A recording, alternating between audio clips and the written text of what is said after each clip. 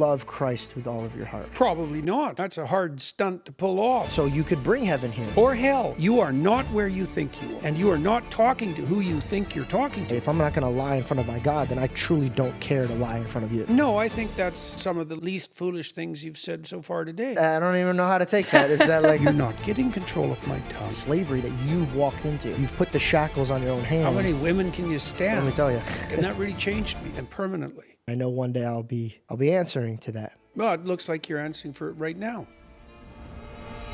I'm just playing, I don't fight, I do pray. I only go the way of Mr. Yahweh. It's not often I sit down with somebody and they say something that makes me think.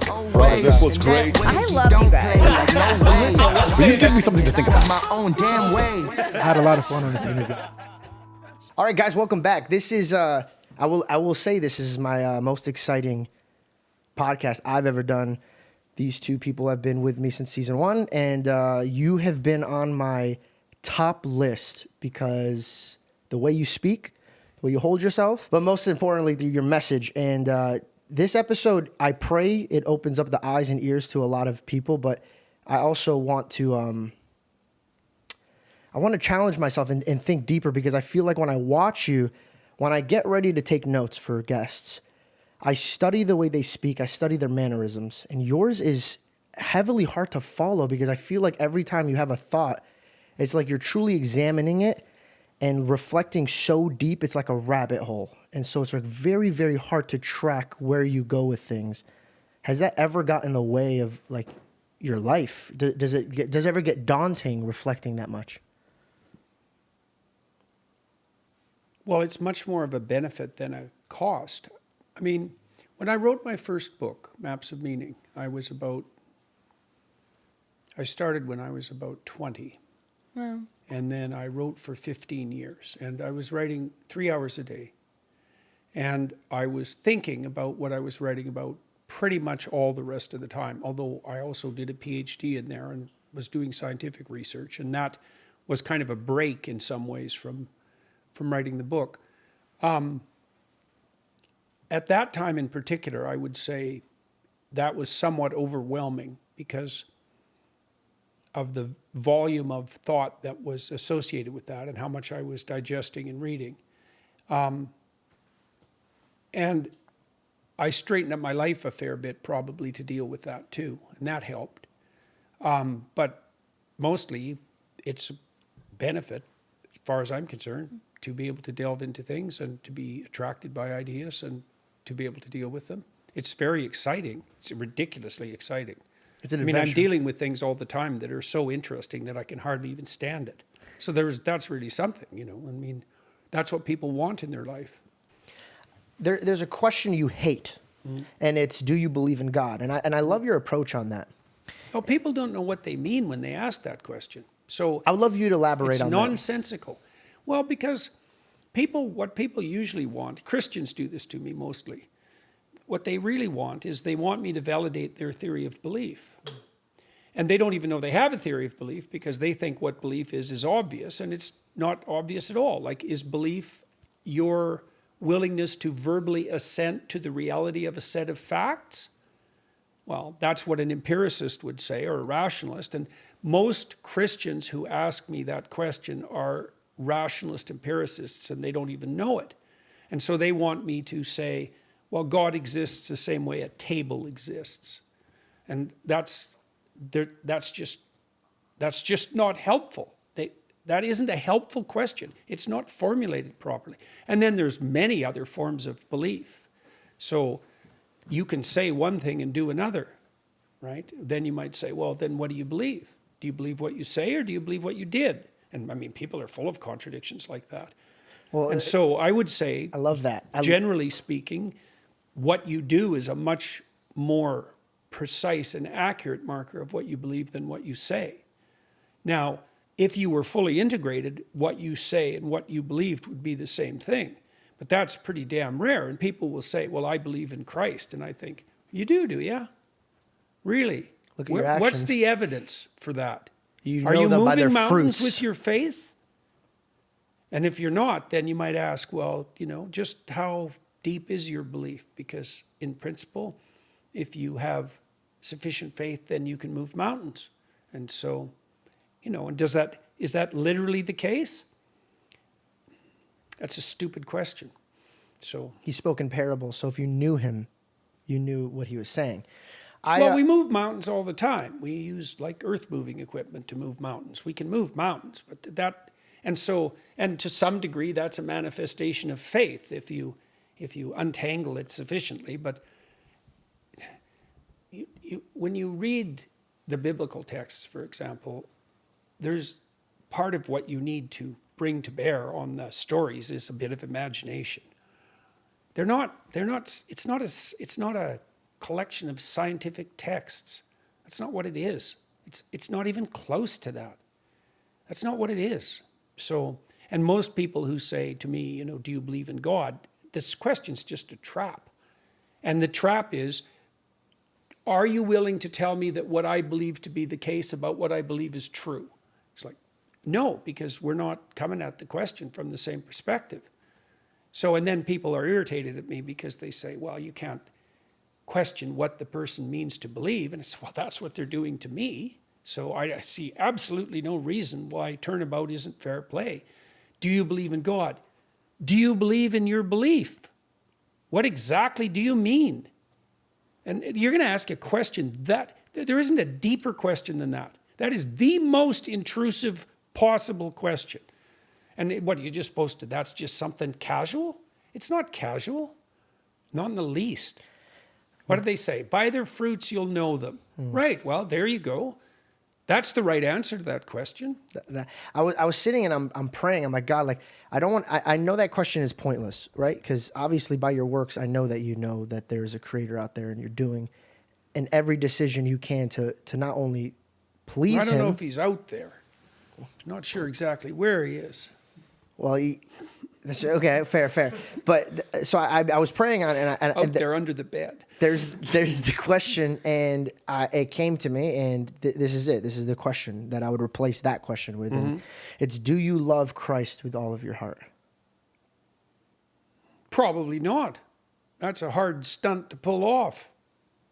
And it's a hell of a demand. Do you love your daughter with all of your heart? Same question probably, same objection probably applies. Like, none of us are unblemished vessels. So, no. Does that mean I'm not trying to? Well, I'm probably to some degree it means that. That's partly what in the Gospels Christ says, not people were calling him good, and he said why do you say I'm good? That's right. There's none but God who is good. Well, but he's patronizing them. Yeah. Because they were patronizing him. It's not only, he may have been patronizing them, but to a point, with a point in mind, and not only that.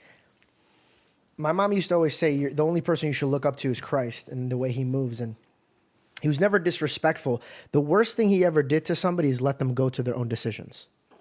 And I found that to be very powerful, because you could really take down anything in your life without being evil.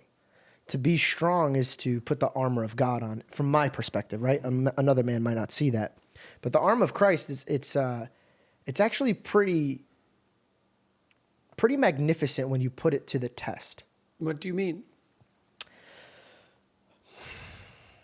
I believe that when we encounter evil, it's never the human, it's the spirit. And I believe that when we deal with people, we want to use emotions instead of like logic. And for me, the Bible verse says, be angry, but sin not. He obviously knows you're going to be angry, but how are you going to deal with it? And then how you deal with it will outcome where you go from that point. I believe my God to be a good father. So if I'm asking him for me to be a mighty man and a man that could help my family, that could provide, that could put on these cameras and open up people's hearts, you don't think he's going to put me to a test that could make me explain to people how to get out of their situations? You're going to have to be put in a very hard circumstance for you to get out of it. But that's what you prayed for. So, for example, when I moved on to do this show, the one challenging dilemma that I had was forgiveness. And as a Christian, that should be the easiest thing in the world. But forgiveness is difficult. It's very difficult. And how I stumbled upon it is... Well, it's difficult partly because it's not easy to understand the preconditions under which it's appropriate. Could you elaborate? Well, you can't give forgiveness away casually. It has to be asked. You can't just give it to somebody who hasn't asked. Is that what you mean by that? Like somebody's wronged you, but you can't forgive them until they asked. Is that what you meant by that? Usually, in the context of a relationship, look, if someone hurt you in the past and they're out of your life, there are practices that you might undertake to free you of the burden you might still be carrying because of their betrayal. But in the context of an ongoing relationship, it's very difficult and likely inappropriate to forgive without understanding. I mean, the process of forgiveness, say, among Catholics, Christians in general, but we'll stick with the Catholics for now, is, well, you have to confess, then you have to repent, then you have to atone.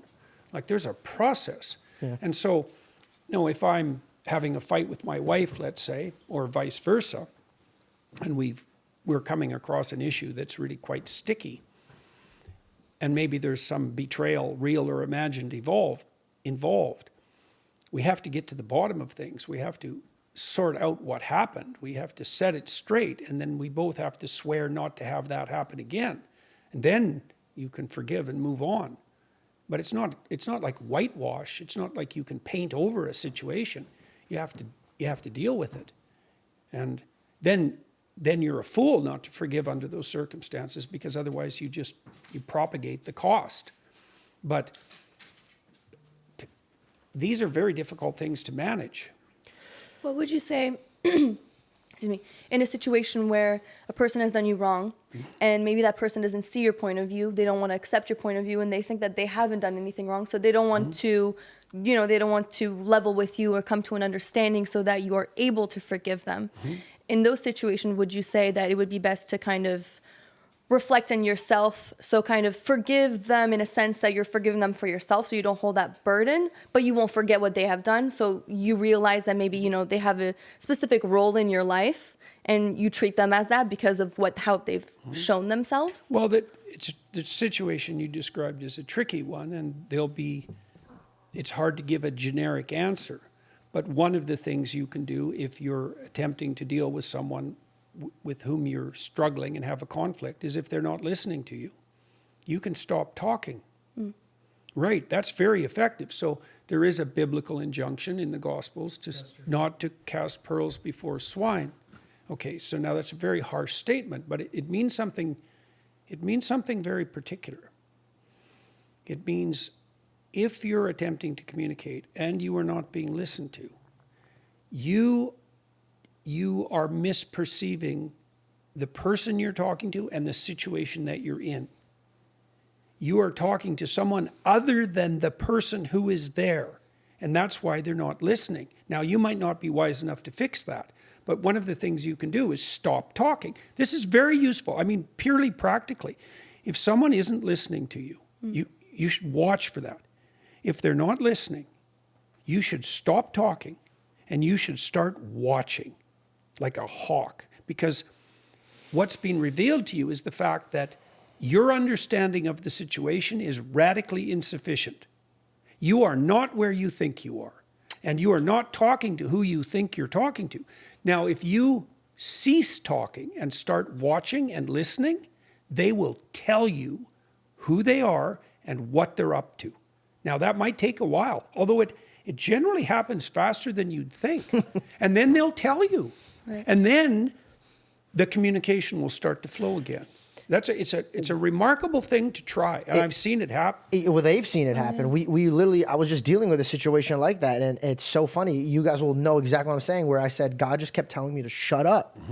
And I was like, why? I'm always trying to fix it. Yeah. I'm always trying to fix it because I think that's what I need to do. I need to fix this. And he just said, shut your mouth. And so I shut my mouth.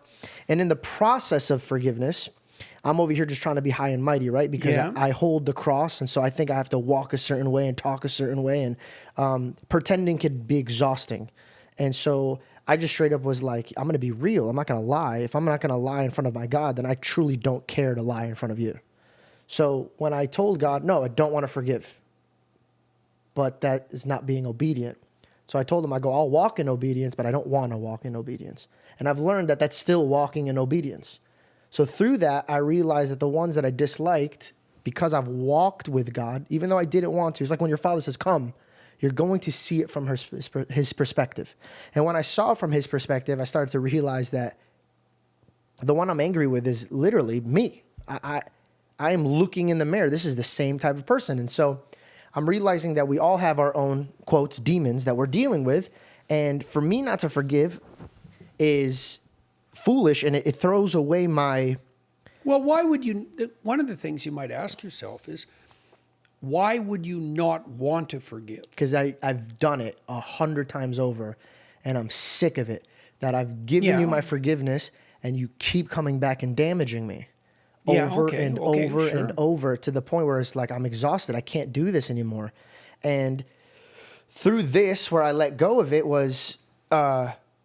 as much as I saw that, oh, this is too stacked up in my point of view, God's going to see this and he's going to realize, all right, I understand you've been through this a lot. Well, then we could ask, let's take that situation. And I realized that the separation from hurt between me and my enemy is meaningless compared to the distance between me and my God who shows me mercy.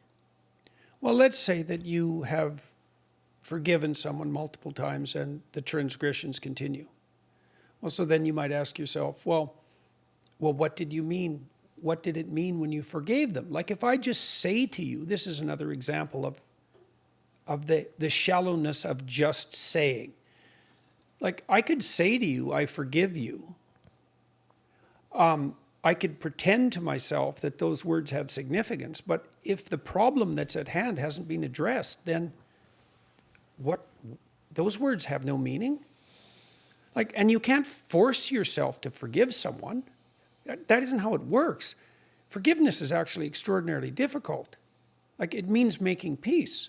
And now, what you could say wisely is that if you were wise, you'd want to be in a position where if you could see your pathway forward to forgive, that's what you would do. And I would say you just do that practically. It's because, well, here's some questions. Do you want an enemy? No. Well, sometimes people want an enemy because it gives them something to wrestle with, or it gives them a reason to be a martyr, or it makes them think they're doing something important, or it's exciting to have an enemy because it's a false adventure. There are reasons, but it's dangerous to have an enemy, and so it's rather foolish if you don't need to. It's a burden.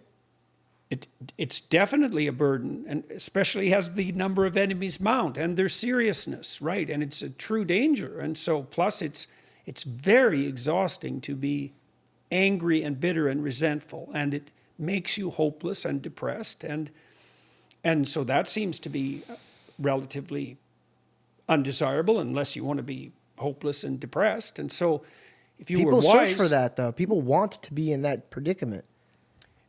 Well, people will choose false adventures if they don't choose real adventures. And being a martyr and being angry and having enemies, when they're unnecessary, those are forms of false adventure. Hey, do you have a dog that you love? Good, because this video is sponsored by Dr. Marty. Now, you guys know that I have Tommy, and I wouldn't feed him anything that is just not good for him, right? Because that's your companion, that's your best friend. And I'm not the only one who feels that way. In fact, there's a veterinarian by the name of Dr. Marty. He created Nature's Blend. Before I even went and promoted it, I did two things. I wanted to, one, make sure that this is healthy for my dog to eat. So let me read you what this actually has. Turkey, beef, salmon, and duck, 0 artificial preservatives, additives, fillers, or any synthetic ingredients. Grass-fed and wild-caught. I eat that. It's a premium freeze-dried formula that is created here in America. The second step is, does my dog want to eat this? Yes. Yes. In fact, you should try it. And if you want to try this for your dog, I talked to Dr. Marty and I said, what do you got? And they said, if you use my code that is in the description, you get 56% off and you get a free doggy treat that is obviously very, very healthy for your pup. Go to drmartypets.com/George for 56% off and some doggy treats, or you can just click the link in my description. Seriously, go give this to your dog. If you love him, only if you love him.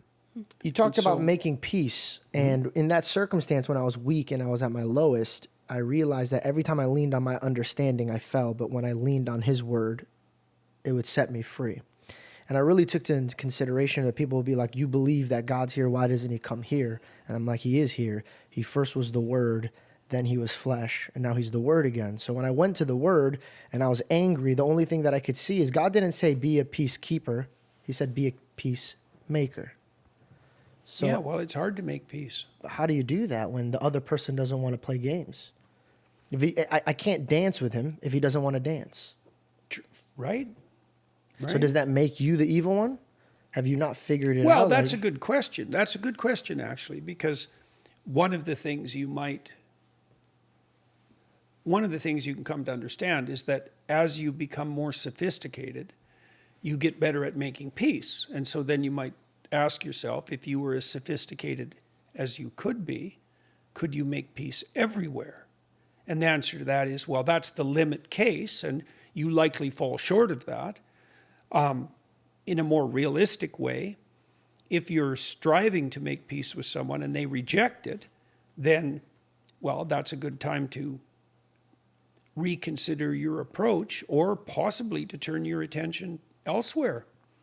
There's a time and a place for everything, and it isn't always the case that you have the sophistication to force peace on a situation prematurely. This is actually a great pivot to exactly what you were saying. I'm going to use the reference reap what you sow, right? Christians love to say that. You reap what you sow. You reap what you sow.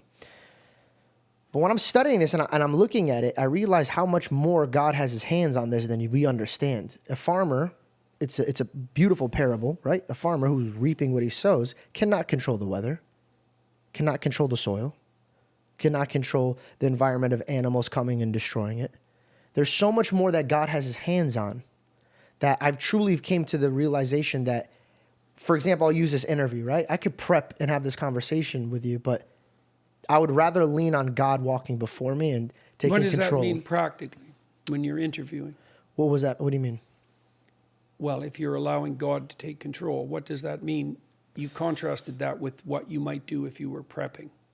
So exactly. I came to this yesterday when I was having like a little difficult time trying to figure out the perfect questions.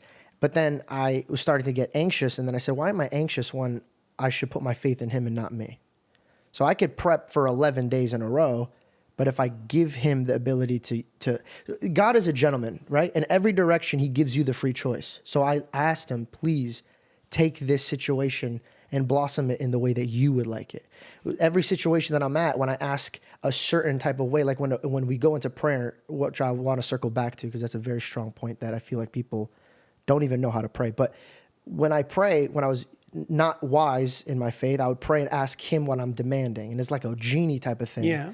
But now I've realized that I'd rather be a guy. There's two men that stand before God, a one who wants and the one who is grateful. Mm-hmm. So I'd rather be the one that's grateful. Why? Because the one that wants is mustard seed. It grows to be an evil, evil thing. So if you were over-preparing, let's say, there might be a number of reasons for that. One would be fear. The other would be the desire to impress, let's say. And you can imagine if you were interviewing someone that you were nervous about interviewing, that those two things might arise. But then the faithful path, and I think that's likely what you were searching for, would be to understand that if in the situation you admitted your ignorance properly, the appropriate questions would come to mind. This is one of the things that you see with someone like Joe Rogan. It's one of the reasons I like to talk to Joe, is because what Joe does, and this is partly why he's so popular, is that he just asks stupid questions, but they're real. Yep. Right? And so he's willing to admit his ignorance in the moment. If you're an interviewer and you're willing to admit your ignorance, you're never going to run out of questions.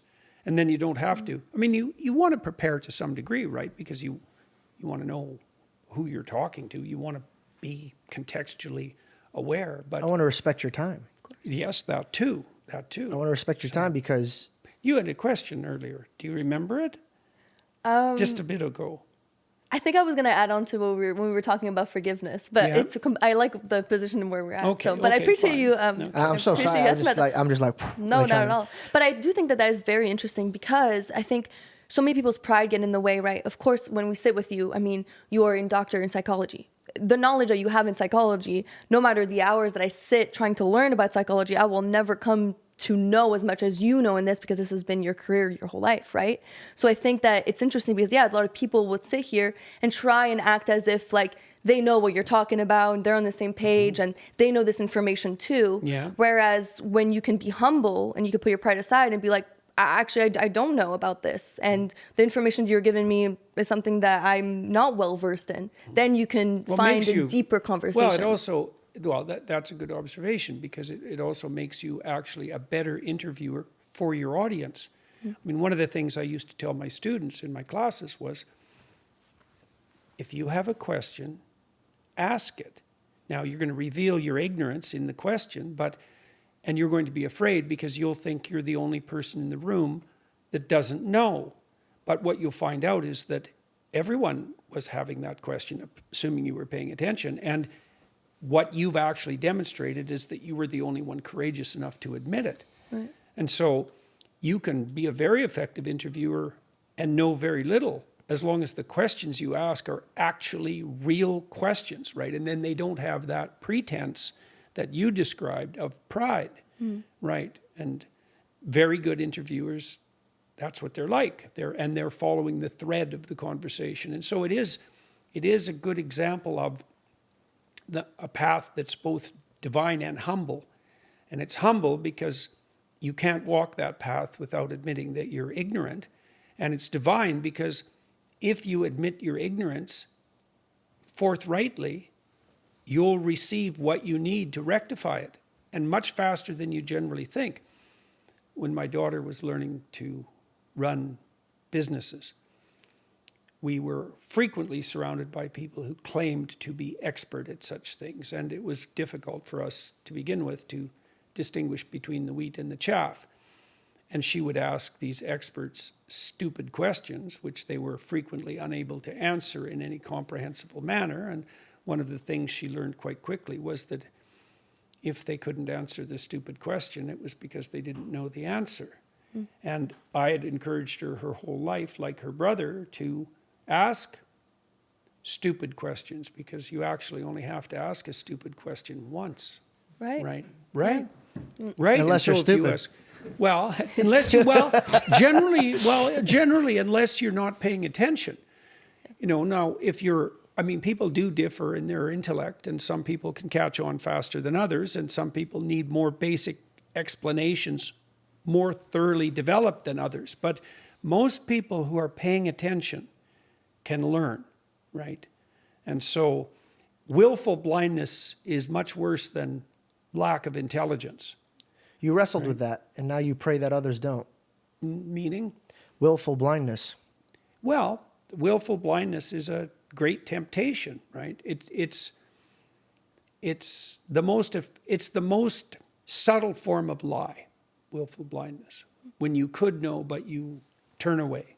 Right? That's why there are none so blind as those who will not see, right? That's a form of failure to ask the question when it comes to mind.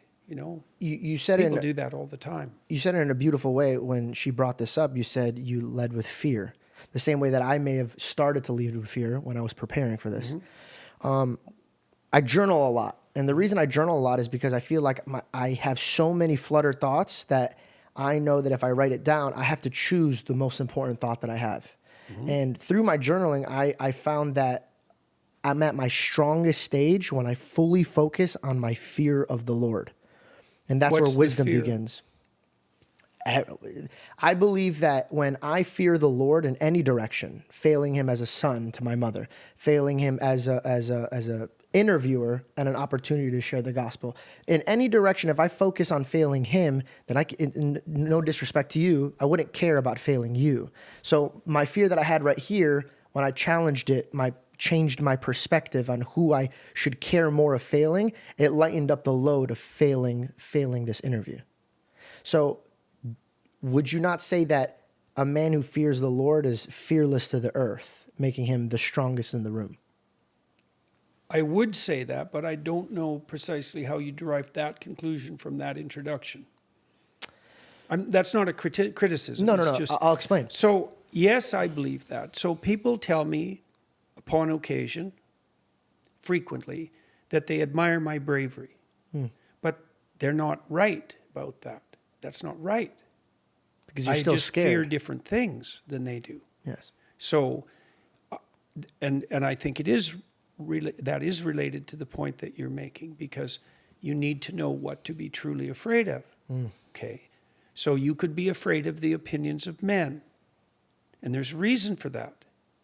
But you shouldn't let your fear of the opinions of men let the cat get your tongue, because then you're not afraid of the right thing. When I objected to what my government was doing 7 years ago, the part that I objected to was compelled speech. It's like, you're not getting control of my tongue. Why? Because there's nothing worse than you can do to me, than that. Nothing. Now, you might not know that, but that means nothing as far as I'm concerned.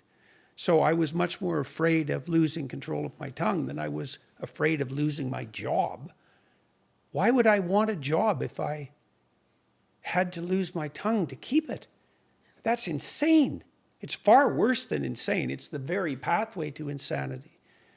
So, because one of the things you might ask yourself, for example, is, well, when should you not have your job?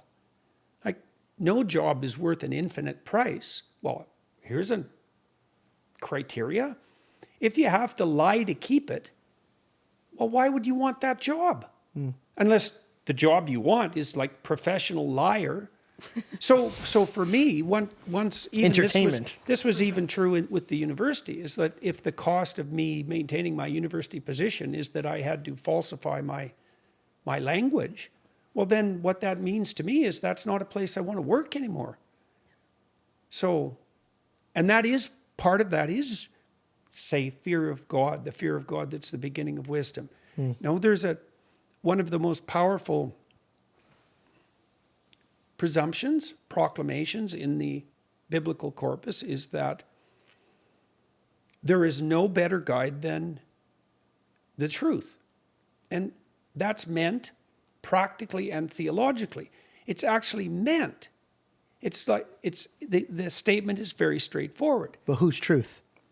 Well, it's got to be your truth in some sense, because all you have access to is your truth. Now, you can try to orient that truth to truth itself. You can struggle to do that, and you do that in a variety of ways, and you should do that, but you have to start with the truth as it reveals itself to you.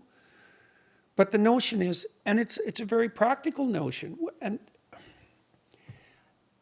you could think of it this simply. It's like, how are you going to guide yourself through complex territory with a faulty map? I mean, if your presumption is, well, I need to lie to get through this.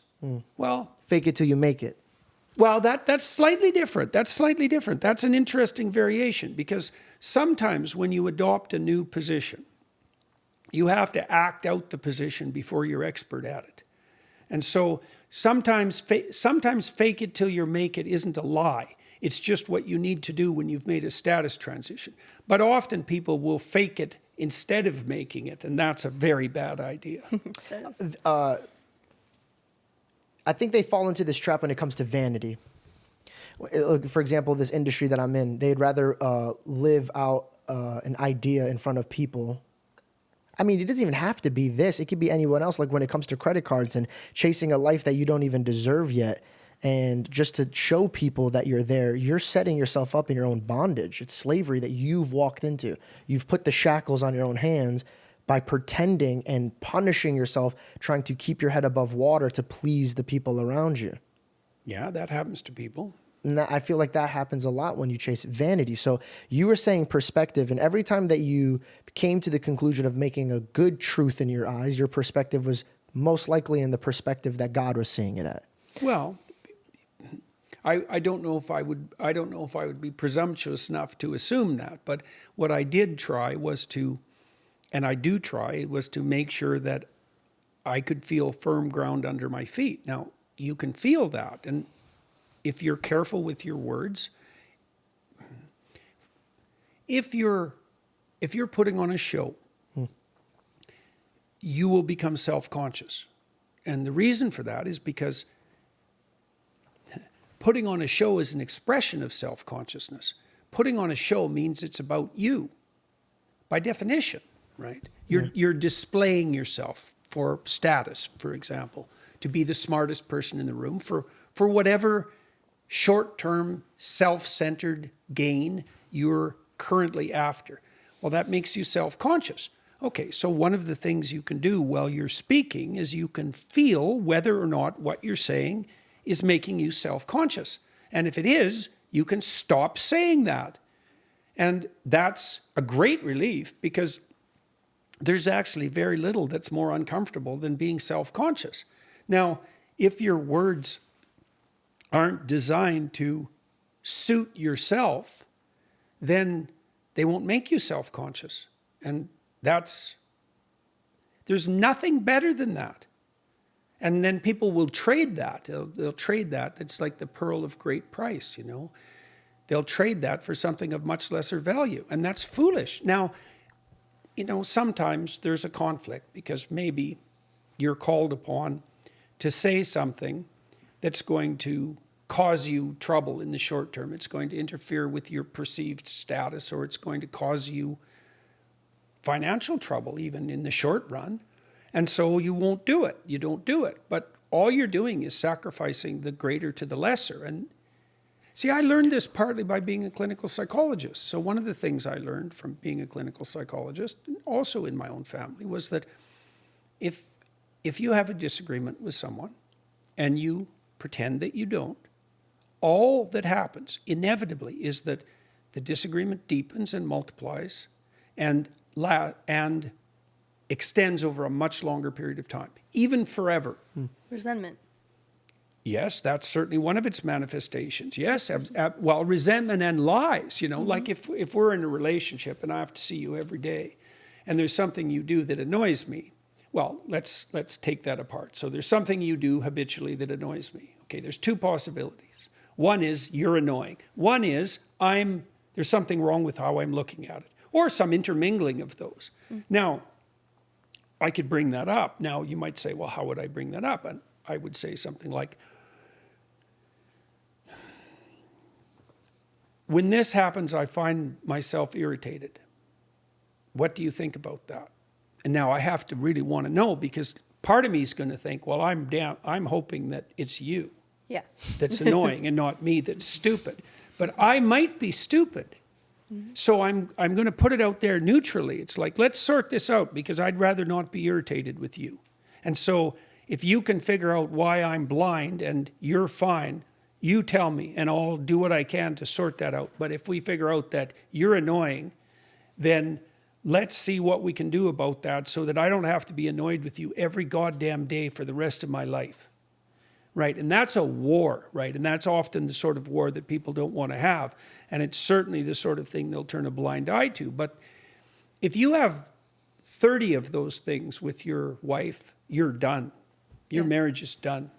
Because So you're not being honest with one another. And I mean, it's because it's difficult to bring something up to somebody that then they feel like they need to either fix or change, or as you said, if maybe it's the way that you're perceiving it is wrong, then you need to fix and change that. And you don't know how deep that goes. Right. You know, that's the other thing. You see this when couples are trying to communicate, and often. So let's say, just for the sake of argument, let's say that you are doing something habitual that you don't know about that is actually annoying. And it's not just annoying, say, to me, but it's annoying to other people. And you really don't know about it. And so I bring it to your attention, and now we have to delve into it. Now, this could easily be reversed, but we'll use this example. We have no idea how deep down into your structure of assumptions we're going to have to go to find out why that's happening. And often what you'll discover is if you do this with people, you'll go down the rabbit hole, and first to anger, because people will get angry, and then to tears, right? And then that often fixes it. If you can get to tears, the person will have a realization and sometimes a transformation that will go along with that. But people don't like that. They don't like that. And no wonder. Definitely. And would you say that then it comes back down to both parties being humble in that situation. So if I found out that I'm the one being annoying, I need to humble myself and have an open mind to what you have said and realize that, okay, yeah, I am being annoying. And I know it's embarrassing, but I need to figure it out. Yes. Well, and also you do that with a certain kind of clear-headed realization. Like, this is the thing that's... So you're bound in a marriage, let's say. Now, the binding is you don't get to run away. Like, seriously. Well, so then you have a dilemma, which is, well, you're either going to confront this or you're going to live with it for the rest of your life. Now, that's not wise, because if there's something your wife is doing that you don't like, if enough of those things accumulate, you won't like her. Well, then that's terrible for her. And one of the things a wife might think if a husband is expressing his annoyance is, she might want to get to the bottom of that too, because maybe he needs some tooling, and that's certainly possible, but maybe she needs some adjustment too, because the alternative for her is to live with someone who pretends to like her. Mm-hmm. Yeah, well, if you want a hell, that's a good one. Oh, seriously. It's Valentine's Day, and so I feel romantic, and I wrote a poem for you guys. You want to hear it? Roses are red, violets are blue. Trim your balls, and your date will thank us too. What's up, fellas? Valentine's Day is around the corner. Manscaped got the remedy that the love doctor ordered. His prescription? Let me tell you. It's the new Performance Package 5.0 Ultra, designed to elevate your grooming game and shine like the little heartthrob you are. A little personal experience about Manscaped to me. One, I could not believe how excellent it is at not cutting. The sensitive guy, man. Nothing's worse than going on a date and then trying to stretch and pretend like you're not trying to move your boxers around your balls because you're chafing. You don't want that, bro. You want to focus on the girl that you have right in front of you. So do yourself a favor. Get Manscaped and stop playing games with your balls, bro. That ain't something you play with. Well, you know what I mean. Join the 10 million men worldwide who trust Manscaped. With our exclusive offer, go to manscaped.com and snag yourself 20% off plus free shipping. Use the code GEORGE. It's like having a child who's very badly behaved, and you take that child out in public and everybody smiles falsely around them and pretends they enjoy the child's company when inside they're seething. I'll call that out. Well, I tell that to her all the time. Control your kids, bro. Yeah. Control your kids. It's annoying. Yeah, well, there's a certain utility in calling that out, but the problem for the child in that situation, especially if people say won't call it out, is that the child lives in a world of false smiles. Right, and your marriage can easily be a world of false smiles. And that's brutal. Brutal. Then you can't even complain because, well, everyone's smiling after all. Like, what's the problem? The problem is hatred in the guise of love. That's the problem. And that iciness that's underneath that, it's awful. People will lock themselves in like a homicidal embrace for decades because of that. It's brutal. Better to have the scrap. I have to ask you this because in my relationship here with this incredibly beautiful girl, inside and out, extremely blessed to have you. And I'll publicly say it all the time. What does she think about you? He's a prince. That's what I think about him. I appreciate that. But I had to humble myself to be the correct man. And so how's that going? Incredible when you realize that I ain't shit without God. You know what I mean? And so when you realize that I treat this relationship truly as if God gaveth me, but also can taketh away. So if I do not honor the gift that he's given me, which in the scripture it says a good woman is one of the best gifts from God, then obviously he will remove me and give her to a man that's more deserving. And how I had to come to that conclusion is that I'm not right and I'm not always in the right path. And so that's scary when you love somebody and then you realize that you're bringing them along to hell if you're going the wrong direction. That could get, daunting. And my question is, our relationship found a very beautiful path when I said, hey, I'm going to lead this house, but also God's going to control it. So if I'm in the wrong direction and she prays about it, God will open up my eyes and ears and then I'll try to fix it, vice versa. But we have this counseling that we come to the Lord with. How did you manage to have a beautiful, successful relationship without a counsel from God if your wife didn't believe in God while you did? How is that not? I don't think that wasn't the situation. I mean, first of all, people believe in God to a greater or lesser degree in some ways, regardless of what they say or think. So even people who are atheistic, it's a surface presumption mostly. What do you mean? Well, I mean partly that we're opaque to ourselves, and so you can say you're an atheist, but that doesn't mean you are one. So that's just like saying you're a woman doesn't make you a woman if you're a man, just like that. So, you know, my wife, I wouldn't say my wife ever was atheistic in her orientation. She certainly agreed when we decided to get married that she was going to tell me the truth. And that's a form of faith, a deep form of faith, at minimum, a form of faith in the truth. And that's a good start. Can I ask, before you like peel the layer on that, so that way I make sure I'm following, are you saying that with her mouth she said that there's no God, but with her actions she said there is a God? Well, she never said that with her mouth either. I mean, she was never an avowed atheist. She didn't go to church. She had drifted away from church, But where is your counseling? And how do you, so your beliefs are in a higher God and you run your household. How do you run your household when one doesn't want to play ball with the fact that there is a creator out there that gave you a set of instructions to have a beautiful, fruitful relationship? She did play ball. Okay. Like, she agreed to tell me the truth, and she did that very, very diligently, I would say. Very diligently. And how is her faith now? I know your Well, new it's program deepening. is that what opened up her eyes? Because that's what I was reading, that your wrestle with God kind of helped her. People's eyes open for all sorts of reasons. I mean, one of the things that happened, multiple things happened to Tammy. I mean, she spent a lot of time meditating. She did yoga for decades, and that trained her ability to attend quite remarkably. She's a very physically disciplined person. And then when things blew up around me, she decided to climb on board more professionally and started working with me and touring with me. And one of the consequences of that was that she sat in the audience while I lectured like 200 times, and some of that made a difference.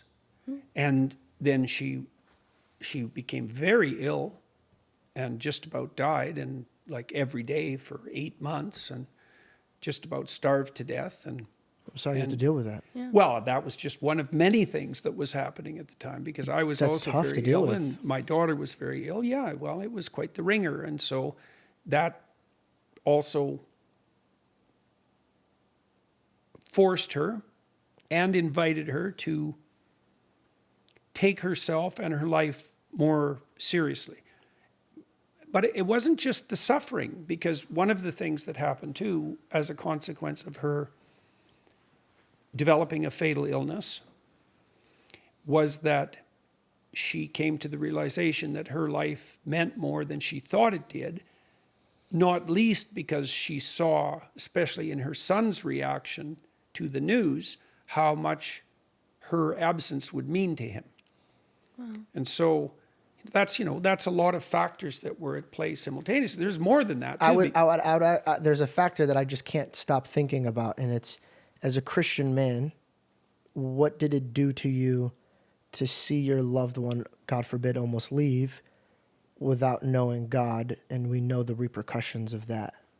Was that terrifying? Well, I didn't formulate it that way. I mean, first of all,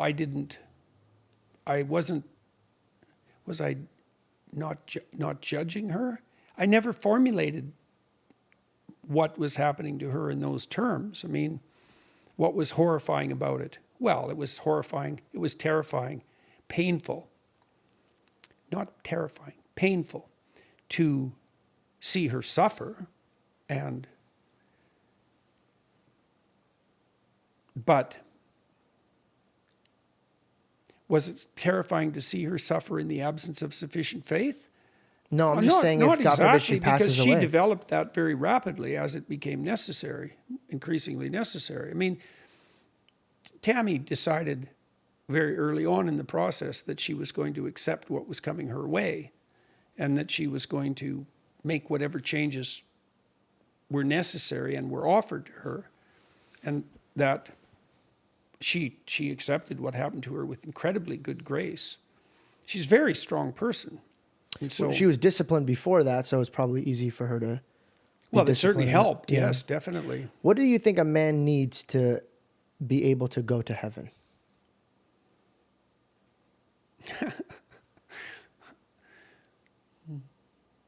What do you mean? What do you mean by heaven? Heaven is God's home, so it's not our choice. Truth. Yeah, truth. Sure. What truth? Yours or God's? You asked that before, so I'm not sure what distinction you're drawing. Reed has a truth, but in the eyes of God, that's lies. So in the grand scheme of things, Well, some of it might be. Some of it's probably, reasonably hypothetically, accurate. we'll say that one's a lie. But from I mean, he misses the mark from time to time. well, I'm just talking about the who is in charge, the creator, right? So that truth is not it's not a perspective thing. It's either you know or you don't know. And so when Well, you stand, the question is so the question you're posing to some degree is, when you knock on God's door, what grants you into his home? Because that day is coming. Every knee shall bow, willing or non-willing. So your truth or the man next to you's truth is meaningless. What is the truth to let him come into the kingdom of heaven? well, it isn't that your truth is meaningless. It's that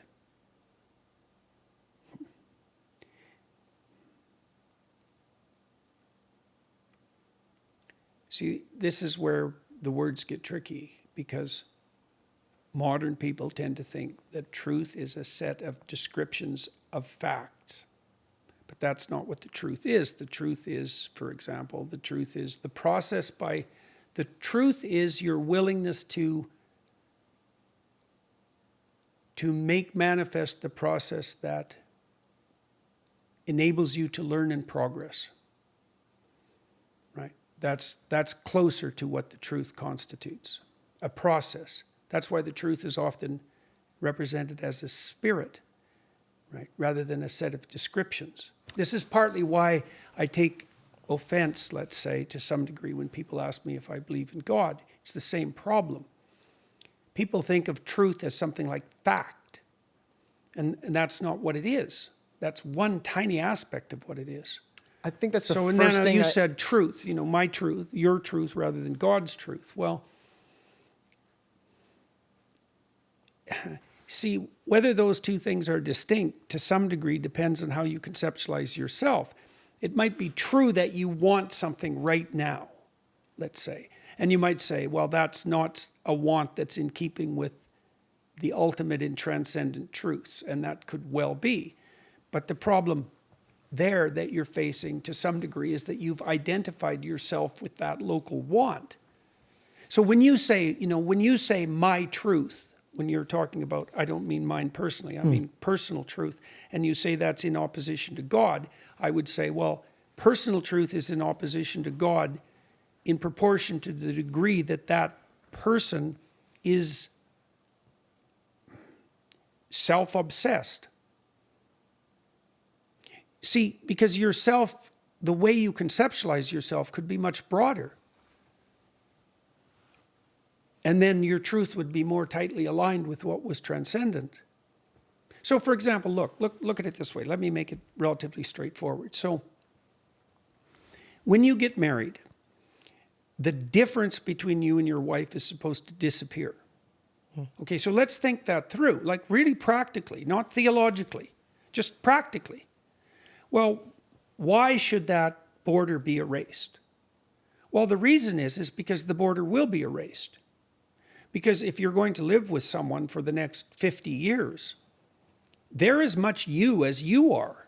Not least because, well, there they are, like right beside you. There they are talking to you. There they are walking with you on the beach. Like they're literally part of your experience. Literally. And they're certainly a part of your experience that can make your life hell if they're not attended to properly. So like once you're married like that, the difference between you and your wife is insignificant. And so if you don't act like that, then all hell's going to break loose. if you do act like that, now imagine what you've done to your conception of yourself. Now it's broadened to include someone else. And so then I would say, insofar as you serve that more broadened self, you've stepped quite a long ways out of your narrow self-concern into something that much more closely approximates a relationship with God. That's why marriage is a sacrament. That's why marriage is a Christian sacrament, is because entered into in the proper spirit, it's a step up Jacob's ladder. But is your truth, and say you accumulated a whole population of Canada to be all on your truth. Yeah. Is that greater than God's? That's a reasonable question, because, and what you're pointing to there is the potential. I see what you're after there. Well, people will find truth through consensus, and there are people who claim, especially in a morally relativist perspective, that there is no truth other than consensus. But that brings you to a problem very rapidly, because you can end up with a consensus like the Nazi consensus, right? Where everyone believed, for example, that, well, the Jews were the great enemies of the German state and all of the atrocity that came along with that. Everyone played along with it, at least, even if they weren't active agents. So that was a false consensus. And your question is, well, what is there to protect against that false consensus? That's a very good question. And I would say, well, certainly traditional conceptions of God are one of the things that protect us against false consensus. There's no doubt about that. It's a double-edged sword, because also tradition fights back on what God wants. Well, that's sure. And then you might see in that eternal conundrum faced by liberals and conservatives, because the conservatives would say, watch out for the now, because it can get out of hand. And the liberals will see, yeah, but you can make a dogma out of tradition and wield it like a hammer. And both of those are true. And well, that's partly why the truth has to be a dynamic process, rather than, say, a set of statements, a set of factual statements. So my truth growing up was that you need to be baptized. And then my truth grew into you need a relationship with Christ. And then when I actually started looking for Christ, not because my mom and dad told me to, but because my heart yearned for it, I fell into this part of the Bible where they did talk about a man who goes into heaven. And it was the thief on the cross. And that man never went down and did charity. That man never went down off the cross and got baptized. That man never shook his neighbor and says, it's good news, Christ is coming back.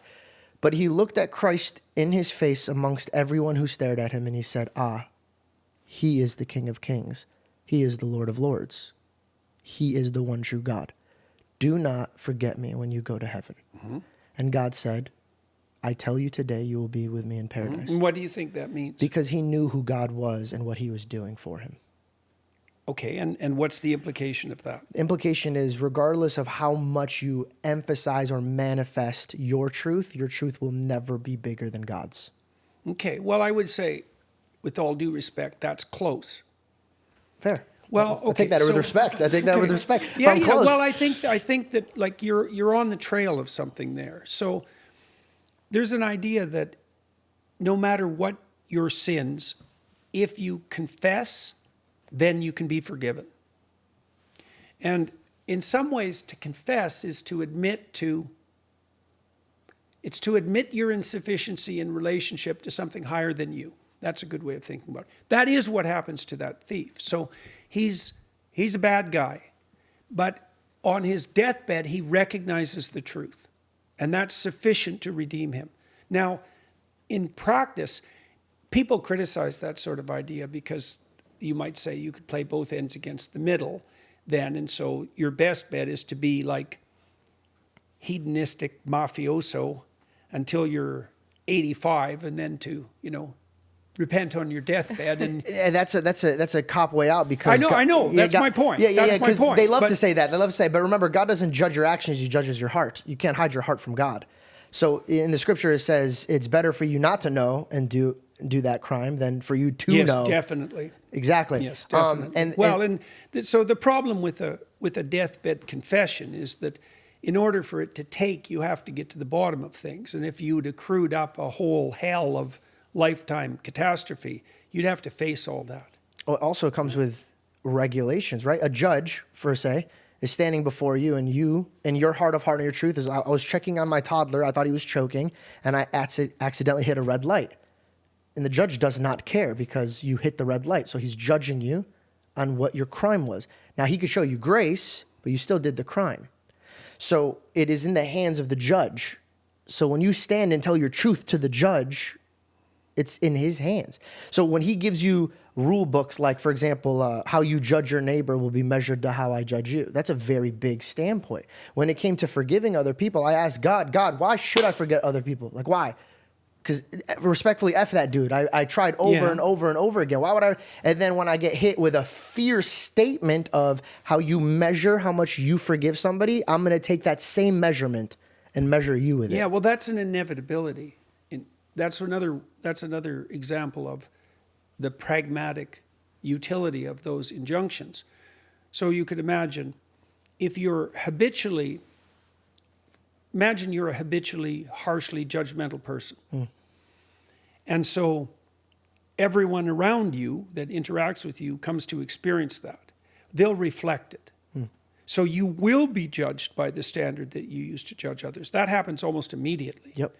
But there's more to it than that, because if you develop a very harsh set of judgmental standards and you apply them to others, you'll use the same tool on yourself, because the probability that you're sophisticated enough over any reasonable amount of time to conjure up one set of standards for everyone else and another for you, it's like no one can handle that balancing act, that juggling act. Those things will interpenetrate.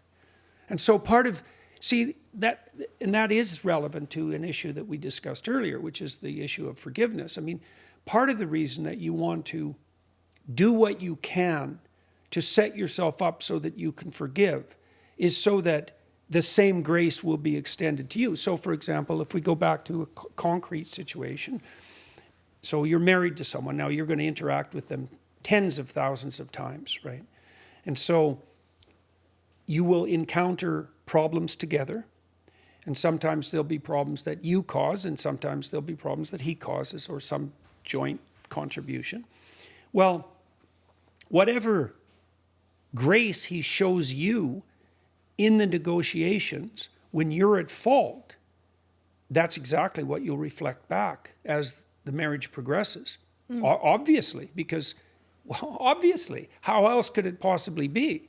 And so you do, and the marriage is a very good example of this, because it's the tightest example. It's like you will receive what you deliver in a marriage, and often very rapidly. Yeah. And that's a very useful thing to understand, because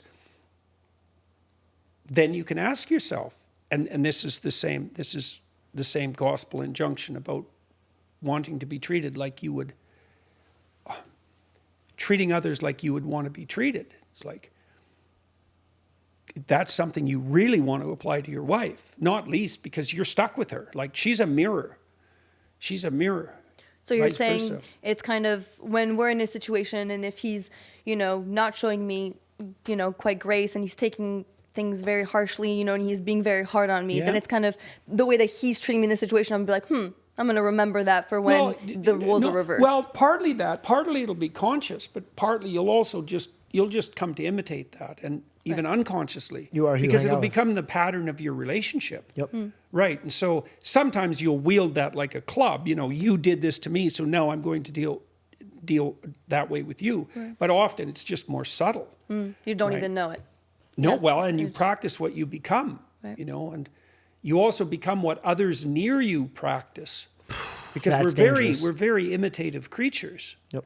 And so we're sheep. We certainly have that aspect. We can also be shepherds, So yeah. So the metaphor extends in all sorts of different directions, and it is also good to know. One of the things my wife and I learned to do, and we literally do this, is if we're caught on the horns of a dilemma and we can't get out of it. We'll stop arguing if we have enough sense. Because, if you get angry, both of you want to win, and that's not helpful. You can't, that's another thing to know. You cannot win an argument with your husband. And he can't win a husband can't win an argument with his wife. Not unless he wants to defeat her, in which case... He defeats himself. Well, he lives with a defeated woman. Well, seriously. I thought he was going to go so deep with it. Well, what good is that going to be? That's not helpful. And you guys are one. So if you defeat her, you defeat yourself. Well, not least because now you're living with someone who's defeated and bitter. It's not helpful. You can't win an argument. What you have to do, you can't stomp around and insist that you were right. Look, this happens to couples all the time.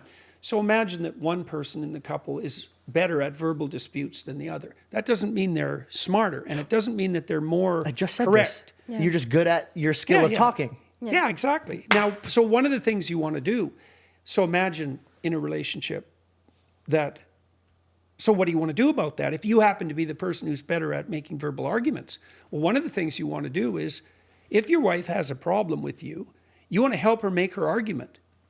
Just on the off chance that she's got something to say, because maybe she's right, and it's going to be in her interest to straighten you out if she has any sense, and it would be in your interest to listen. And so that's part of giving the devil, that's part of loving your enemy, that's part of giving the devil his due. It's like, you want to find out, so you don't have to bring the trouble forward. We're getting deep. I would love to be vulnerable. And if you want to cut this out, we could absolutely cut it out, because obviously when I get vulnerable, it disgusts you. And rightly so. But before I do, I'm just going to go pee real quick. Could you refill his drink? Yeah, of course. I'll just be right back. I'm sorry, I drank a lot of Celsius to get ready. No problem. No explanation necessary. So now, are you participating in all of these podcasts? Yes. Yeah, I'm his co-host. I wasn't able to go to the Andrew Tate one because, obviously, he was going to Romania. He didn't know Andrew Tate, so because of that reason, then he thought, we thought it'd be better for me to stay back on that one and for him to go in. Thank you. And then, so usually for the most part, I'm always there with guests, unless it's something that, speaks to George's heart where he feels like he wants to, be there one-on-one, but he enjoys having me. And how long there with have him. you been doing the podcast together? I started with him when he started this by himself, so about a year. I see. Yeah. And are you enjoying it? I'm absolutely enjoying it. Are you getting better at it? I think so. She is. What and how is she getting better? What's better? I'd say just adding to the knowing when things don't get fully I see. articulated. Yeah. And because George can be very linear and just go, and Belle will sometimes be like, "Don't forget about this part," and because Right. So she's tracking. Exactly. Yeah. That's helpful. Just being another perspective. Absolutely. Yeah. Well, thank so you. excited. Yes. Well, you ask pretty clear-headed questions, and they're quite personal. Thank you. I don't mean that they're personal questions that you make of your guest, but they're not abstracted. Oh. And Thank so you. I appreciate that. yeah, well, that's useful. That'll also help. That'll make it easier for your guests to also see where you're coming from. Thank you. So- Yeah, it's all very new to me, but I've been really enjoying the process of it and sitting down with people and having these conversations. And, I'm not somebody who's as well, versed in certain debates and things like that. But I have a great interest in how people think. And my first love is acting. And so, I'm an actress, and the reason why I got into acting actually is because I'm so interested in the reason why people do the things that they do and understanding kind of what's built them up to be the person that they are.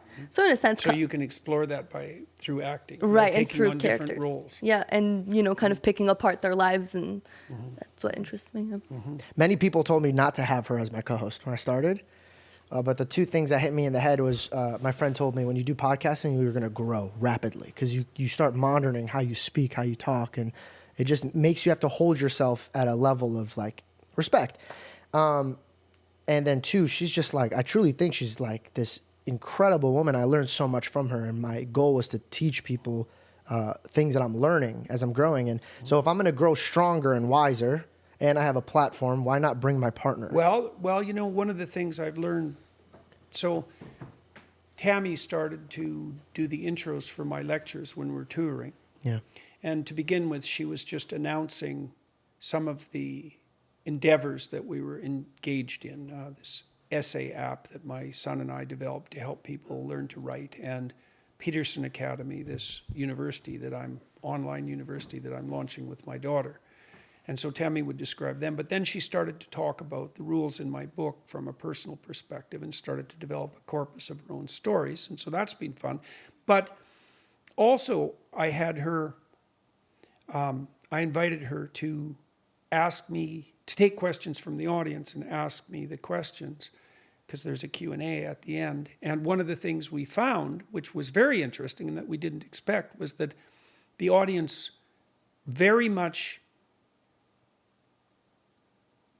appreciated the fact that we were together on stage and interacting.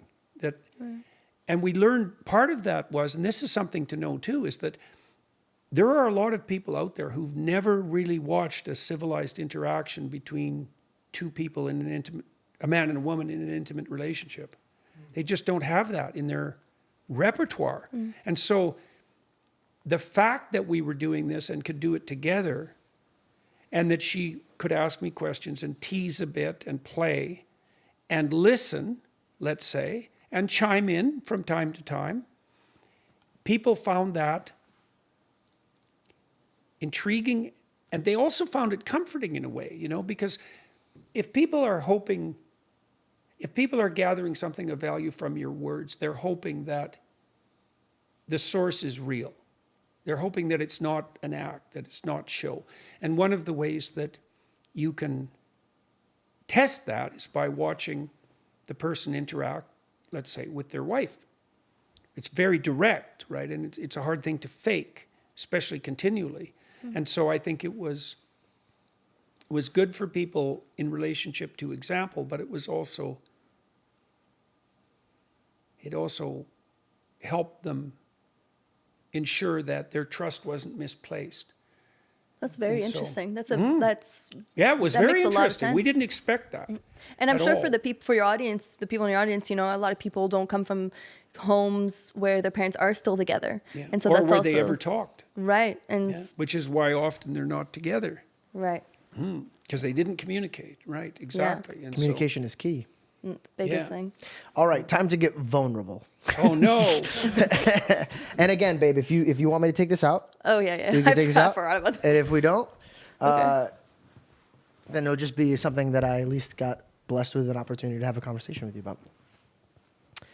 When I wasn't in a relationship, I would, have fun. Because the people that loved me, even though they were Christians, were like, hey, go have fun, go have sex, go enjoy before you get married. And they would build up marriages. This is like, okay, that's it. It's final. You only get one woman. So when I How many women can you stand? let me tell you, it was a turbulence of life, and it's a lie that they try to sell you. The music, the movies, all that stuff it's all full of shit. But I had to learn that the hard way, sadly. And God willing, I could teach my son that that's a bunch of bullshit.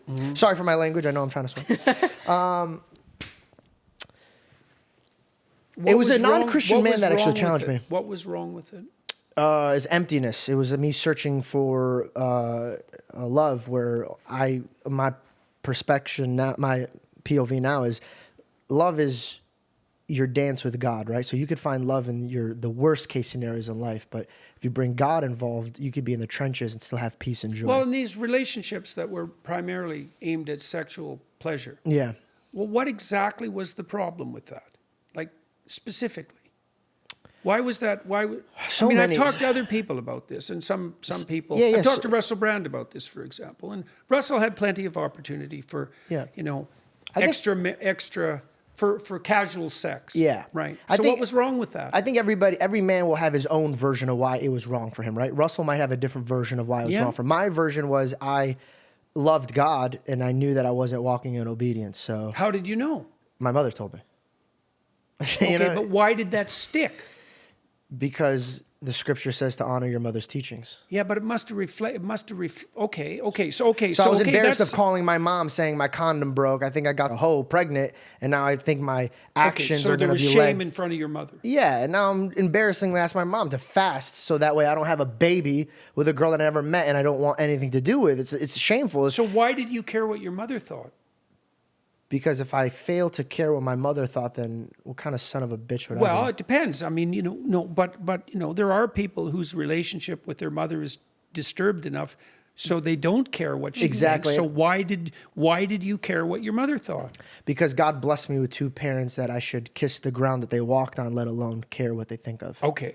So you had a good mother. A great mother. Yeah, Better okay. than I even deserved, but God blessed me with one. Right. Okay. So it mattered to you what she thought, and you felt that. Well, you can imagine what that means too, because your mother's a woman.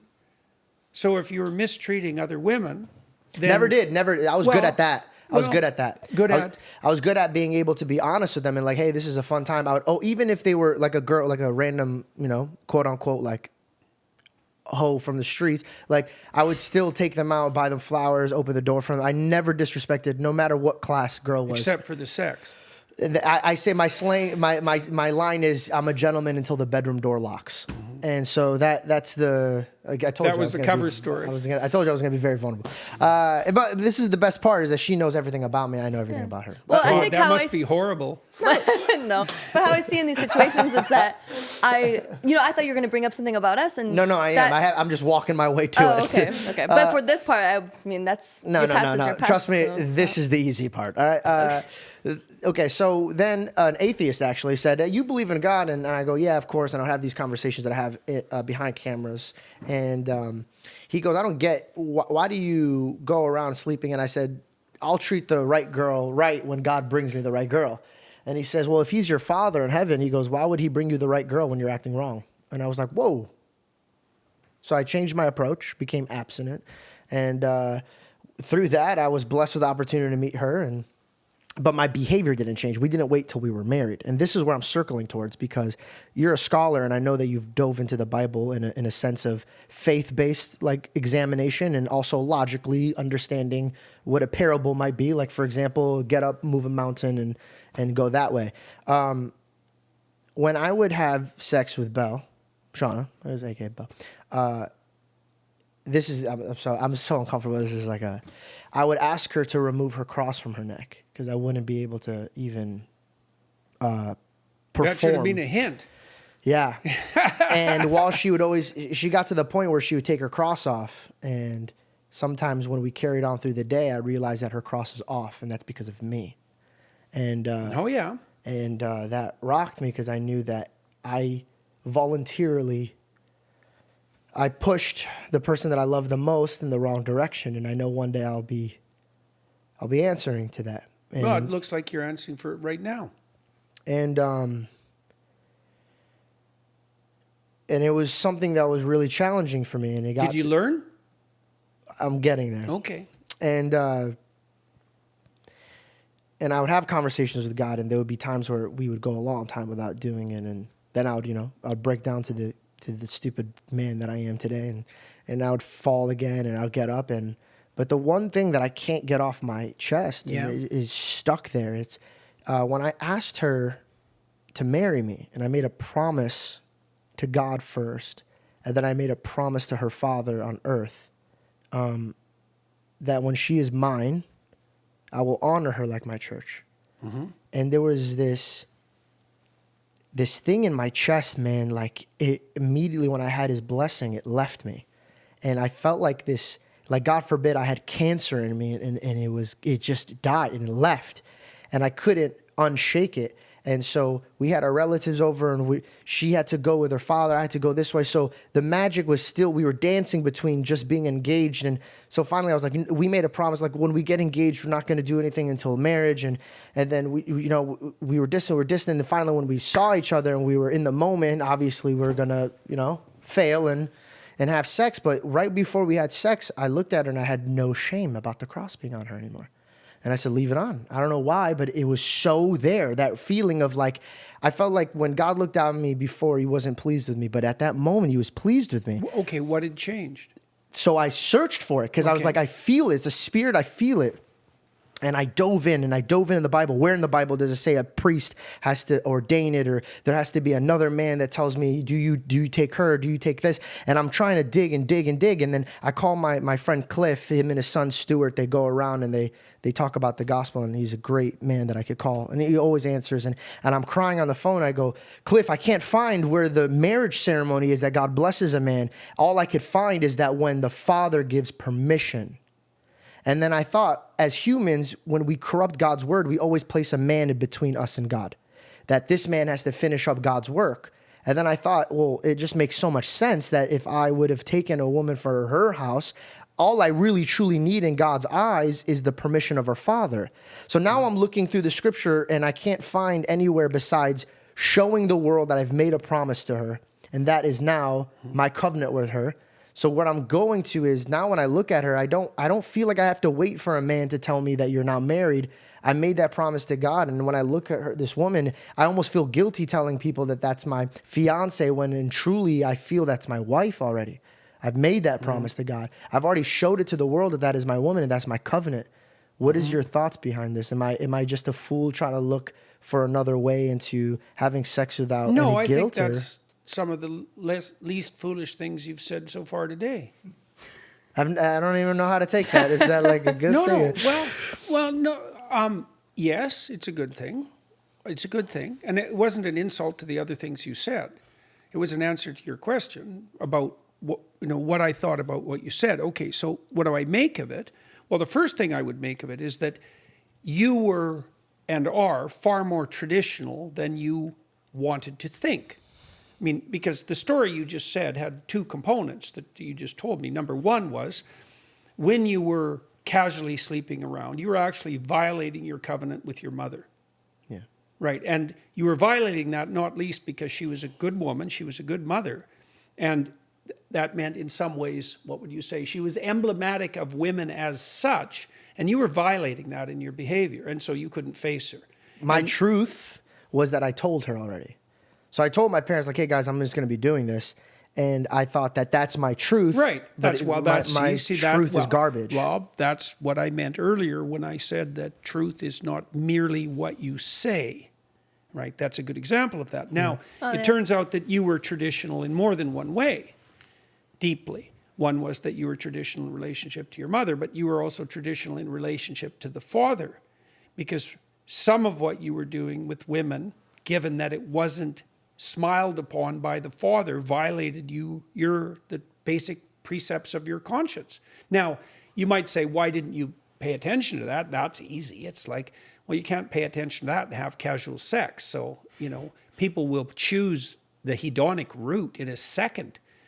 And that's particularly true in a culture like ours where that's celebrated, and any objection to it is in some ways even demonized. Who are you to say that, there's something wrong with casual sex? It's like, for me, casual sex is a contradiction in terms.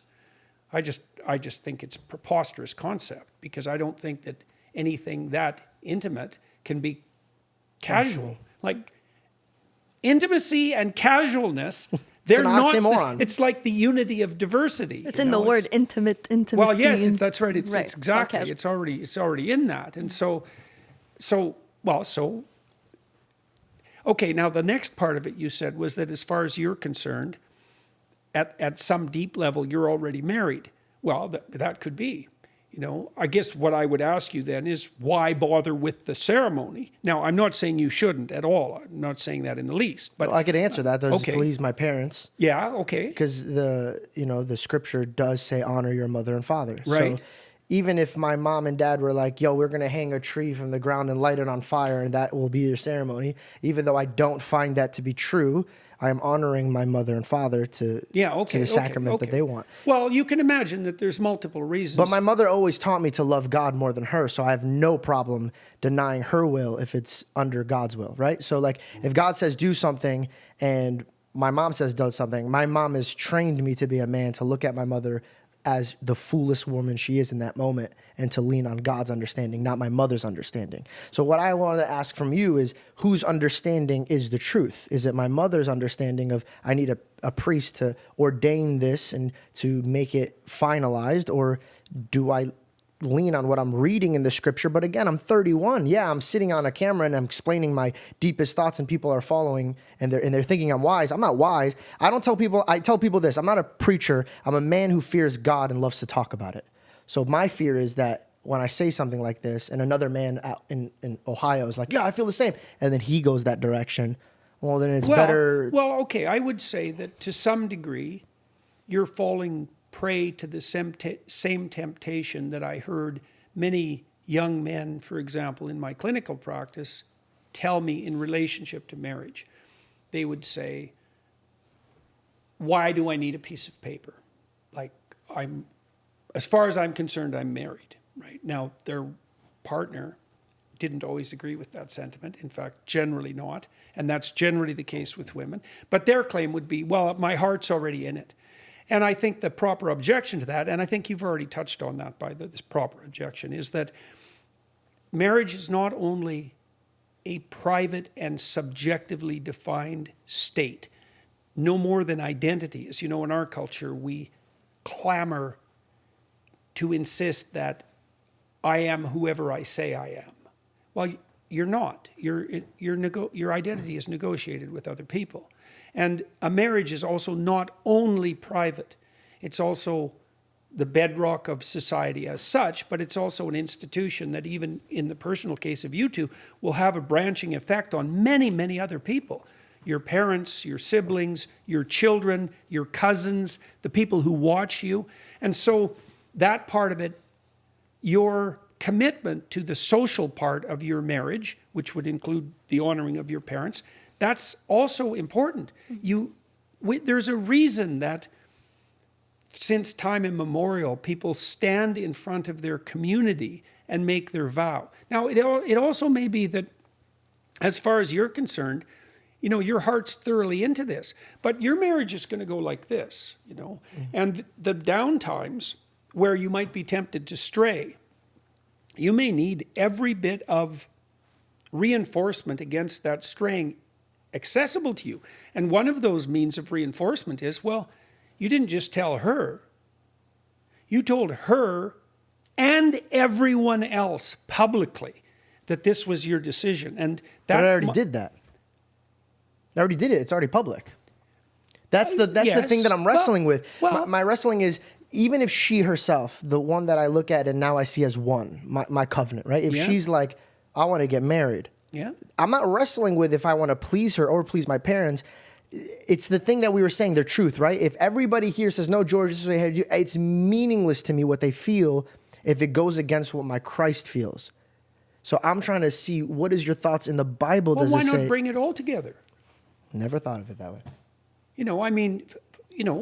Fair I guess enough, I'm so worried. I'm like tunnel vision, because every time I widen my perspective and I lean on what they would like, it always ends up. Oh, I see the problem.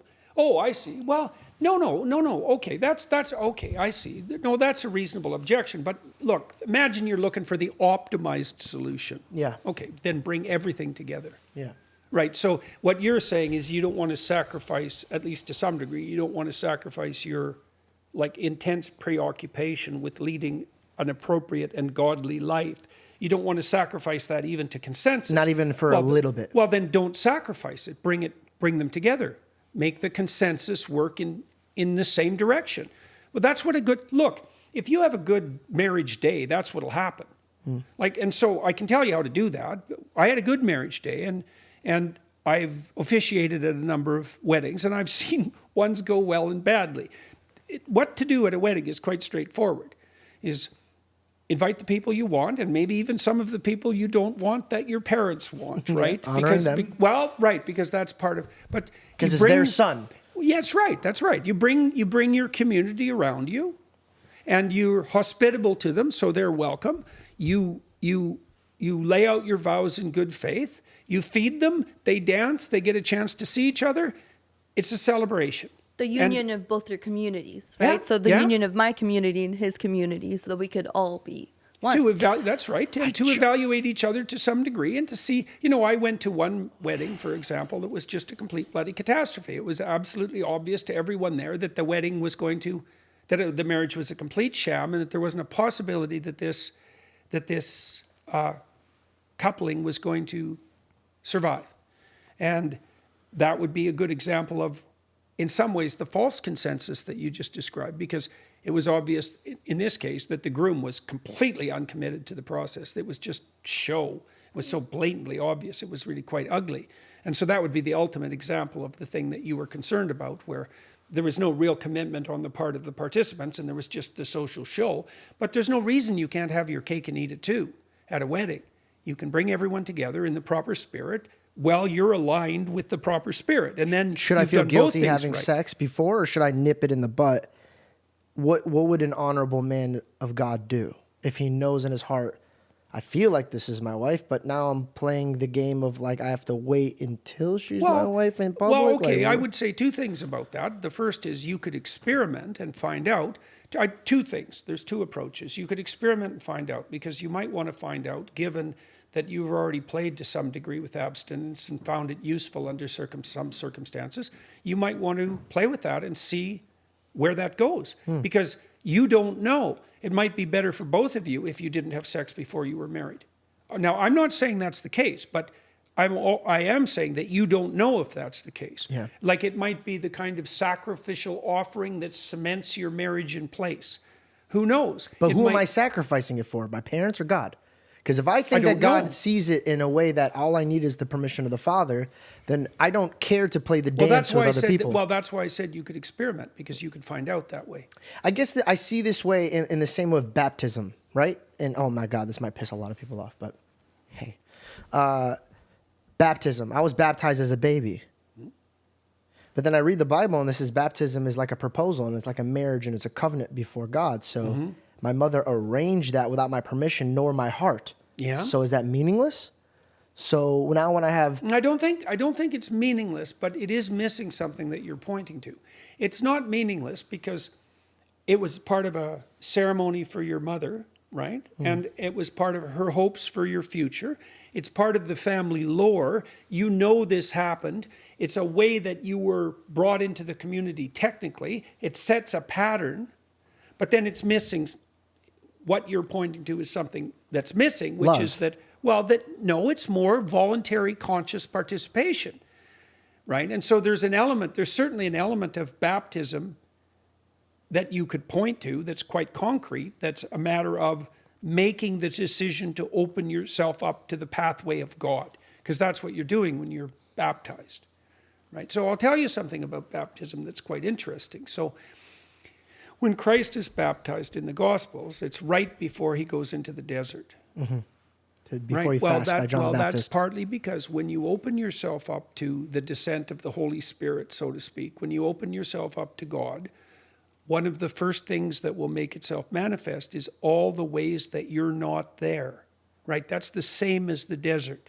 Now, it's not by fluke, by the way, so the story continues, right? Because Christ is in the desert for 40 days, and that's where he meets Satan himself. He gets tempted. Well, and so what happens is that once you orient yourself upward, once you open yourself up to that possibility, the desert makes itself manifest, and if that's a form of, what would you say? That's a form of alienation from God. That's a good way of thinking about it. The ultimate extent, the ultimate manifestation of that is dwelling in the presence of Satan. And that's exactly what happens. And so what that means practically is that once you orient yourself upward and you start to understand how you're lost, if you dig to the bottom of that, you'll find the author of all evil, right, dwelling within you. And so that's right, that's true. So it's the same, to tie this back to what we talked about earlier, is when I was curious I'll tell you a story, so that's relevant to this. So when I was in Edmonton doing my first degree, I was about 20, 21, something like that. And I had this professor, he's a very strange guy, adjunct professor, so he wasn't a full-time professor at the university. He was a part-time specialist they brought in. He was the prison psychologist at the Edmonton Maximum Security Prison. And the Edmonton Maximum Security Prison was a bad place. It was full of like monstrous people. And he took me out there a couple of times. And one of the times, the first time I really remember, he left me in the gym with these guys, and they were all like weightlifting monsters and scarred up, and they all surrounded me and offered to trade. I had a kind of a fancy coat on, like a cloak, and they asked me to trade clothing with them. And he had vanished somewhere. I was surrounded by these like monstrous characters, and so that was rather unsettled. But then, What did you say to them when they asked you to change clothes? Well, I wanted to ask, but I didn't want to of interrupt. course, that's exactly that question. I actually don't remember. I think what I did was tell them the truth, which is what you should always do in a situation like that. Like if you're on very, very shaky ground, that's when it's very important to be very humble and do nothing but tell the truth. And that's especially true if you're dealing with dangerous people, especially if they're paranoid. Because if they're suspicious of you and you lie, It's over. you are in such trouble. Anyways, this little guy came out and came into the group where I was, and he told me that the psychologist had asked him for me to accompany him, this guy that came up. And he was just a little kind of unprepossessing guy. Was Certainly he a part lot- of the monsters, or was he part of you guys? He was one of the prisoners, Got but it. he wasn't one of the more monstrous ones. Well, at least not by appearance. Well, he took me out into the yard. It's kind of like a high school. That's what this place looked like, except with thicker doors and so forth. He took me out into the exercise yard, and we got about 100 yards away, probably something like that. And then the psychologist showed back up and beckoned us back, and so we went back. And I went into his office, and he told me about this guy. He said, that guy, he's in prison for life. I said, why? He said, well, two cops pulled him over, and he was armed, and he took both of them out into the ditch, and he shot them both in the back of the head while they were begging for their lives. And so, and they told me that they had little kids, and I thought, oh. And he was perfectly like harmless looking, nondescript person. So that was interesting. And then I met another guy there who, he and one of his friends found out that another prisoner was snitching, and they took him down and pulverized one of his legs with a lead pipe. They just beat it to a pulp. And I thought about both these guys for like 3 weeks. I just thought about them and nothing else, mostly to try to figure out. I thought, oh, geez, how did this guy do that in the ditch? How did these people hold this guy down and pulverize his leg? And I tried to imagine doing it. Imagine putting myself in a position where I could do it, acting. I was acting, trying to embody that. And after about 2 weeks, I had a realization, and the realization was that I could do that. And that was quite a shock, and that really changed me. It changed me a lot, and permanently, because I thought that before that, I had kind of a deep belief that those sorts of things were off the table for me, that people who could do that were somehow qualitatively different than me. And that turned out not to be the case. And so now I forgot why I was telling. Oh yes, I remember why. It's a great story. Well, see, that realization of the capacity of malevolence to dwell within you, that's no different than what Christ encountered in the desert. It's the same thing. If you get to the bottom of your weaknesses, what you find, your true weaknesses, you'll find the author of all evil. That's literally the case. Now, what does that mean metaphysically? I think I went don't know through what these you're about things. to explain to me, and I explained to them this. I think that's why fasting is so important, because when you're hungry and frustrated, you realize who you really are. When you separate yourself from, I explained it this way. How long did you fast? I only fasted for a little bit, but it was the example of like while I was irritated. Oh, yeah, The yeah, term okay, hangry. okay. Or like just not dealing with it. Or I'm Yeah. too tired or I'm exhausted and you're not performing at your highest Yeah. level. And I basically wrote it this way. A good man is not a good man when he's only good when he's good.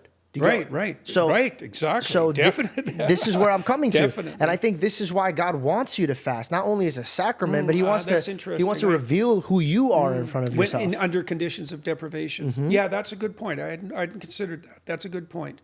Yeah. That because you're pushing yourself to a kind of limit, and you can understand the strength of your appetites more profoundly in consequence of that. Yeah, that's a good point. Thank you. So, How do you pray? are you asking for instructions, or are you asking for me personally? Both.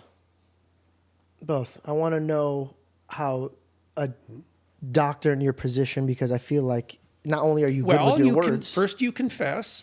Yeah. Okay, so let's walk through that. Do you start by confessing? You have to. Okay, because you said that asking even a question is a form of That's confession. right. Good. That's right. That's exactly why. Well, so if So you have to be humble. in the podcast, if you're in a podcast and something comes to mind that you don't know, the question is a confession. The question is, I don't understand that. That's an admission of ignorance. Okay, so now in a conversation, if you admit ignorance, then in theory, an answer will be delivered to you. That's what you're hoping for, so it's the same thing psychologically or spiritually. Like once you admit that you have the insufficiency, and you do that on your knees, which means not only do you admit the insufficiency, but you admit that you admit the insufficiency, and you indicate simultaneously that you would like it rectified. Both of those require humility, right? It's like, I'm stupid, and I'd rather not be. Wisdom's a gift. Right. Okay. So now there's a sacrifice there. There's a sacrifice of pride, for example. There's also the willingness to sacrifice further, because you know this, everyone knows this. If you want to learn something, you might, and it might not be pleasant, and likely it won't be, because if there's something that you've really got wrong and you learn how wrong you are, that's going to hurt. Okay. So the prayer, confession, that's first. You have to have a problem. The next is, it's something like knock and the door will open. Seek. Right? Yeah. Ask and you will receive. Seek and you will find. Right. So let's think about that practically. But also, if you just want to pin that, a lot of people think that's just biblical, but I think I think you could use that for anything. So when people go, why do bad people have good things? I think because they were working in the realms of how God would want a man to work to thrive. So for example, you said a greedy man, right? He'll get the job done because he's seeking money, and he will find that money. So a lot of people would rather seek money than God. And to me, it's pointless to have. I'm so sorry. Why is this? Well, and that also might be a lot better than seeking nothing. Exactly. But also, here's another thing that it's all perspective. If you zoom out, everything besides God to me is nothing. Because unless your deity is endless and eternally, like the space that continues, like for example, like your opinion regardless of how I see your stature is so much higher than mine, but at the end of the day, you will be forgotten about and everything that you've done will turn into dirt. Well, some of it developing that, some of that's a matter of definition in a sense. It's like, why would you not turn your attention always to what is highest? Like, why would you do that? Because it's greed. Foolish. Well, yeah, I know, but like it's just that's the same problem again. Is that if you have identified a pathway that is of true worth, you're a fool to substitute anything lesser for that. So Christ says, for example, that you should store up treasure in heaven rather than the treasure on earth that can collect moth. Yes, and rust, exactly, or be stolen. And that, again, it's very practical. It means, so for example, the true wealth that you'll store up in relationship to your wife is her goodwill. And you can't buy that, and it can't be stolen. It can't be stolen. It can't be stolen. And you will build up that goodwill in precise proportion to how much you genuinely give her. And I don't mean like gifts. I mean Serve her. precisely, because then she's, to the degree that you're doing that with her best interest in mind, assuming that she's not bent and warped in 15 different ways, and people tend to be, it's still the best way forward, is that she's going to harbor in her heart the most positive possible view of you.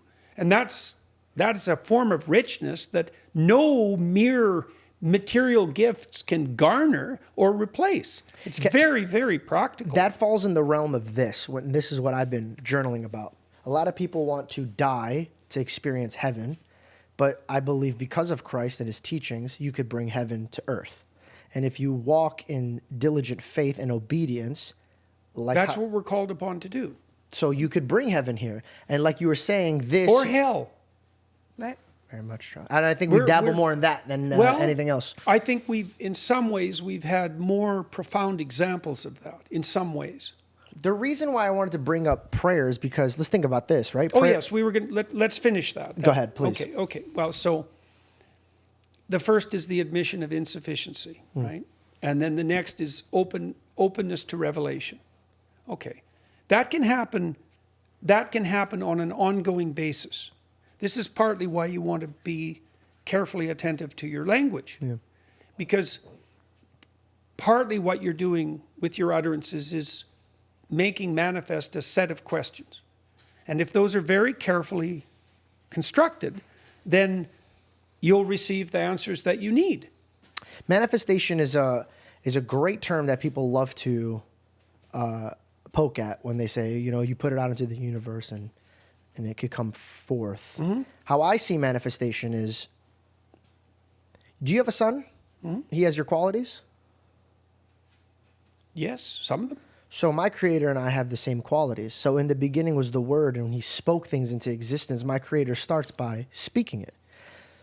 So why would I not start by speaking it? Hey, fair enough. Well, and again, you can be very practical about that. I mean, the words that you exchange with your wife will shape your family. Right? I mean, it's that straightforward. And so if you get the words right, then that shaping is going to be optimized. That's the case with everyone you deal with. Proverbs talks about that. And it's so funny because people will say, ooh, that cut deep. But 2,000 years ago, God was saying that your words do cut, but good words could bring healing. But I want to circle back to the prayer because say we're in a spiritual battle, the best trick the adversary could do is remove your weaponry.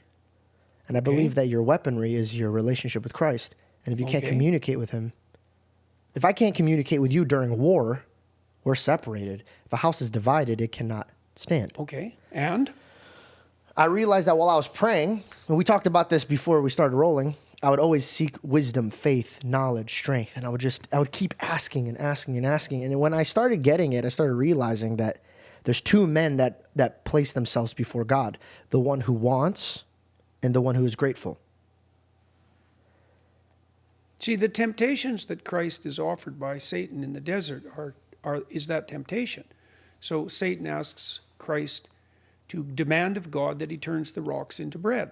Well, that's a want. It's treating God like a genie, right? It's instrumental want. But God chose the will of God before his own wants. Yeah, well, Christ doesn't do that. But he answers him by Scripture. Hmm? So the only way to fight the adversary is to know your Father. If I'm going into war and I don't know what my tools are, then I'm going to get wiped out clean. Or even worse, I don't even think my opponents are my opponents. Okay. So the best trick the devil did was, one, he doesn't exist. Because if he doesn't exist, then I don't have to worry about it. Navy SEALs are not telling their people that they're coming to attack them. You don't know they're about to attack until it's too late. There's none of that I disagree with, but I don't understand the question. I feel like we live in a society that praises God with our mouth, but we don't even really know how to obey and speak to him. The communication is lost. I don't feel like we know how to pray to God. And by the way, this is just it's a very wide... Yeah, there's not much difference between that and not knowing how to think. So I wanted to know what your perspective on prayer was, not because I'm like quizzing you or I'm trying to get you. I'm just trying to learn because when I see you, I see a man that is greater than I when it comes to reflecting. So I want to take the Well, things that you've I learned. would say that I do my best to pray before every word. And so I can tell you what that means. Please. Well, we talked a little bit earlier about how language that's designed to impress produces self-consciousness, right? And then it produces a sense of internal disquiet and disunion. It also removes you from the situation, because if I'm talking to you and I become self-conscious, then I'm no longer attending to you, right? fair. I fall inside. Okay, so you can feel your words. You can feel your way. It's like the best, there's a scene in The Lord of the Rings where Frodo is making his way across a swamp, a vast swamp, and a dangerous one. If you fall in, you're done. There's a path under the water, but the water is murky. There's a pathway of stones. And as he's walking forward, he can feel the next stone under his feet. Well, that's what you do with your words, is you can feel which words put solid ground under your feet. And I mean, literally, you can feel it, because if you step wrong, if you use the wrong word, you can feel yourself sinking and coming apart. And so you can learn to attend to that so that you don't say anything that doesn't atone. Atone means at one, right? It means union. Your words have the capacity to unify you and everyone else as well, but you can start with you. And so, and there's a prayer in that, because you have to admit that you might get it wrong and that you'd be tempted to constantly to use your words as a display, let's say. You have to admit that, and then you have to open yourself up to the discovery of that firm ground, and then you have to humble yourself, so that's what you say. Now, and you do that in faith, and the faith is fairly straightforward as far as I'm concerned. The faith is, it's as simple as this. You're going to bet your life on your words, one way or another. And maybe with a particular sentence, you're only betting a few minutes of your life, but you're betting your life on your words all the time. Well, are you going to bet on truth or falsehood? That's the fundamental question. And the fundamental declaration of faith in the redeeming word is that there is no better pathway forward than the truth. And then you can decorate that to some degree with another realization, which is regardless of the evidence that makes itself immediately manifest. So let's say I say something and gets me in trouble. This has happened many times. Now, one possibility is that I got in trouble because I was prideful, let's say, in my language. Another possibility is it's going to cause a lot of trouble temporarily, but the medium to long-term consequence is going to be great.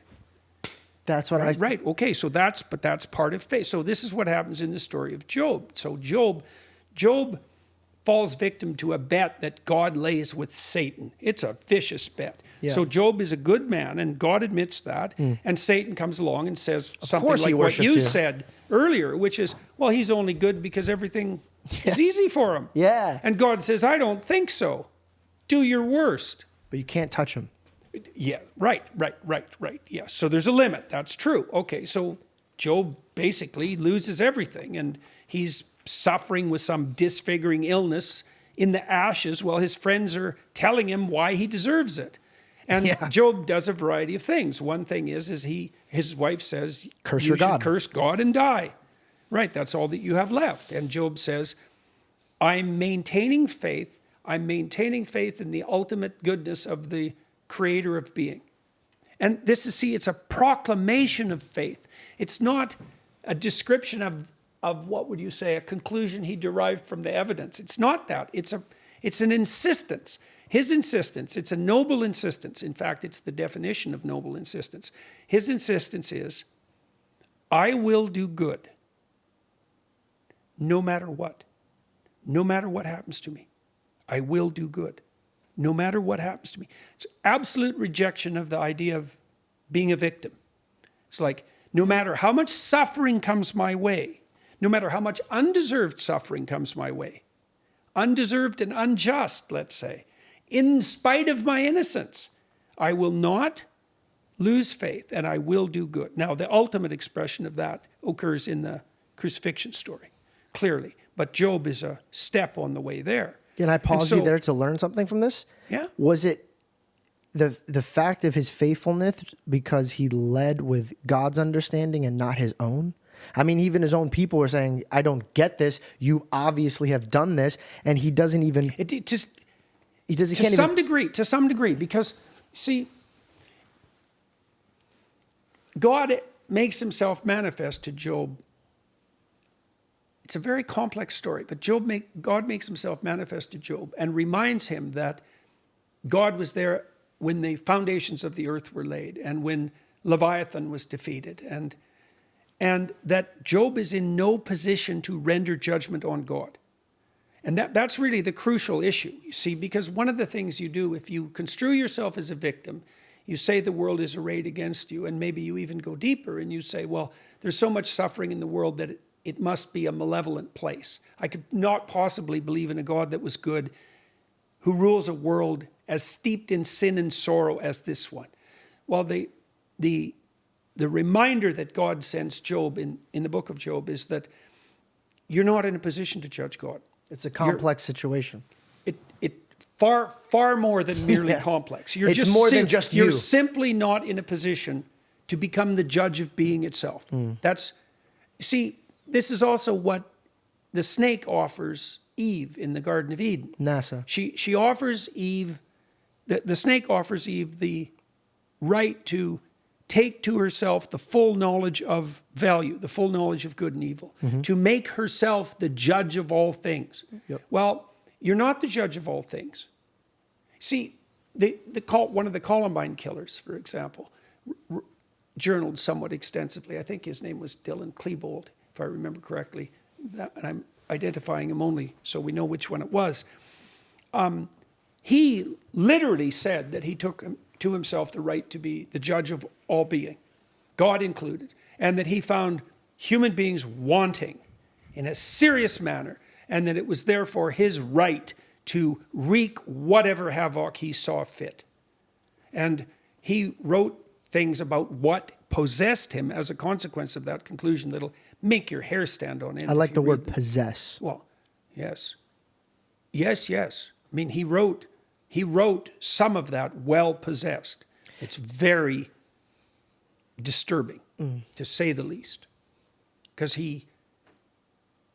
I won't go into it any further than that. I agree. Look at it. Yeah, we shouldn't give light to that. Yeah. I do have a question, since we were speaking about prayer and, speaking things into, so that, because your thoughts, once you speak it out, right, you give it life. And this is actually something that I had brought up to you yesterday. Remember, and we spoke about it. I'm just not sure. But I had read somewhere, and somebody wrote that the devil can't hear your thoughts, right? Like, God knows your heart, and God knows what you're thinking. He knows what you're doing. He knows what you're going to do. And the devil is a very good person he's a very good behavioral, observing your behavior. And so he can almost know your thoughts because he's so good at observing people. And then I was trying to learn about it. I really don't know biblically where it says in the Bible, but I had read somewhere that, nowhere in the Bible it says that angels can read your thoughts. So if angels can't know your thoughts, then a fallen one can't know your thoughts. And I would love to know what your perception of that is, if you think that the devil can know what we are thinking. Can I before you answer, can I say what I said to her so that way you could take our relationship and I said, I don't need to read my dog's thoughts to know what he's thinking, because I've watched him since he was a puppy till now. Every single decision, every single want. Now, when we pray to God, I believe that a lot of us will either pray privately or we will pray out loud. But regardless of our prayers, our actions are dictating what we are wanting. So I don't think the devil even needs to necessarily hear your inner thoughts to put obstacles to put you in a direction of where he wants you to be. That's where I came through. So, well, I feel like we're in counseling. Since we were on this topic, I was wondering because, and only wondering, not because, when you pray out loud, then, the devil can hear your prayer. And so, no, because the devil is not as powerful as God is. But let's say when you have bad thoughts, right? The more you give light to your bad thoughts, the more you're giving the chance for them to be true. And so in that sense, it's kind of the more that I give light to my bad thoughts, I'm giving the chance for the devil to make those things true. Whereas Well, if so that part of that's definitely the case. Okay, so and we should maybe close with this. This is actually a stellar sort of example. Okay, so in the story of Cain and Abel, Cain makes second-rate sacrifices. That means his work is not good. It means more than that. He knows it too. He offers what's second best to God. And that doesn't work. And it doesn't work because life is so difficult that if you offer what's second rate, yeah, that's just not going to work for you. And so Abel offers what's first rate. And as a consequence, Abel is very successful, whereas Cain hedges his bets. And he is a failure in consequence. And instead of learning from that and straightening up, he doubles down and becomes bitter and resentful. And enough so that he then challenges God. And he basically says something like, what kind of world did you make where my sacrifices are being rejected and I suffer? And God says, if you did well, you would be accepted. Now, this is not what Cain wants to hear, because anyone who's failing voluntarily, the last thing they want to hear is that it's their fault. They want to hear that it's God's fault, or The first society's victim. fault, or someone else's fault anyways. So God just dispenses with that right away. He says, if you did well, you'd be accepted. Okay, but then he says something else, and this is devastating. This is actually why Cain goes and kills Abel. It's devastating, because it's even more the last thing you want to hear. He says, you failed. But that's not all. You failed, and then as a consequence, you were tempted by something that sat on your doorstep. You were tempted by the spirit of sin. And it sat on your doorstep like a sexually aroused predatory animal, and you invited it in to have its way with you. And so what he means is you're failing, you're hurt, and maybe that's even understandable, but then you went the next step. That failure and hurt you used that failure and hurt to justify your dalliance with the spirit of resentment and rebellion. You invited it in. You had a relationship with it. You nurtured it. You did something creative with it. You let it grow inside you. And that's why you're in the situation that you're in. And Cain he leaves that conversation, and he is not happy. And that's when he offers to Abel the opportunity to work with him and kills him in the field. Right? And then Cain's descendants there are a variety of people, but one of his descendants is the first person who builds weapons of war. Right? So it's not just, so Cain is murderous, but his descendants are warlike and genocidal. So that's another lesson from that story, is that's where that genocidal spirit comes from, that bitter resentment. like genetically? That's a hard question. That is a We'll hard say question. no for now. Okay.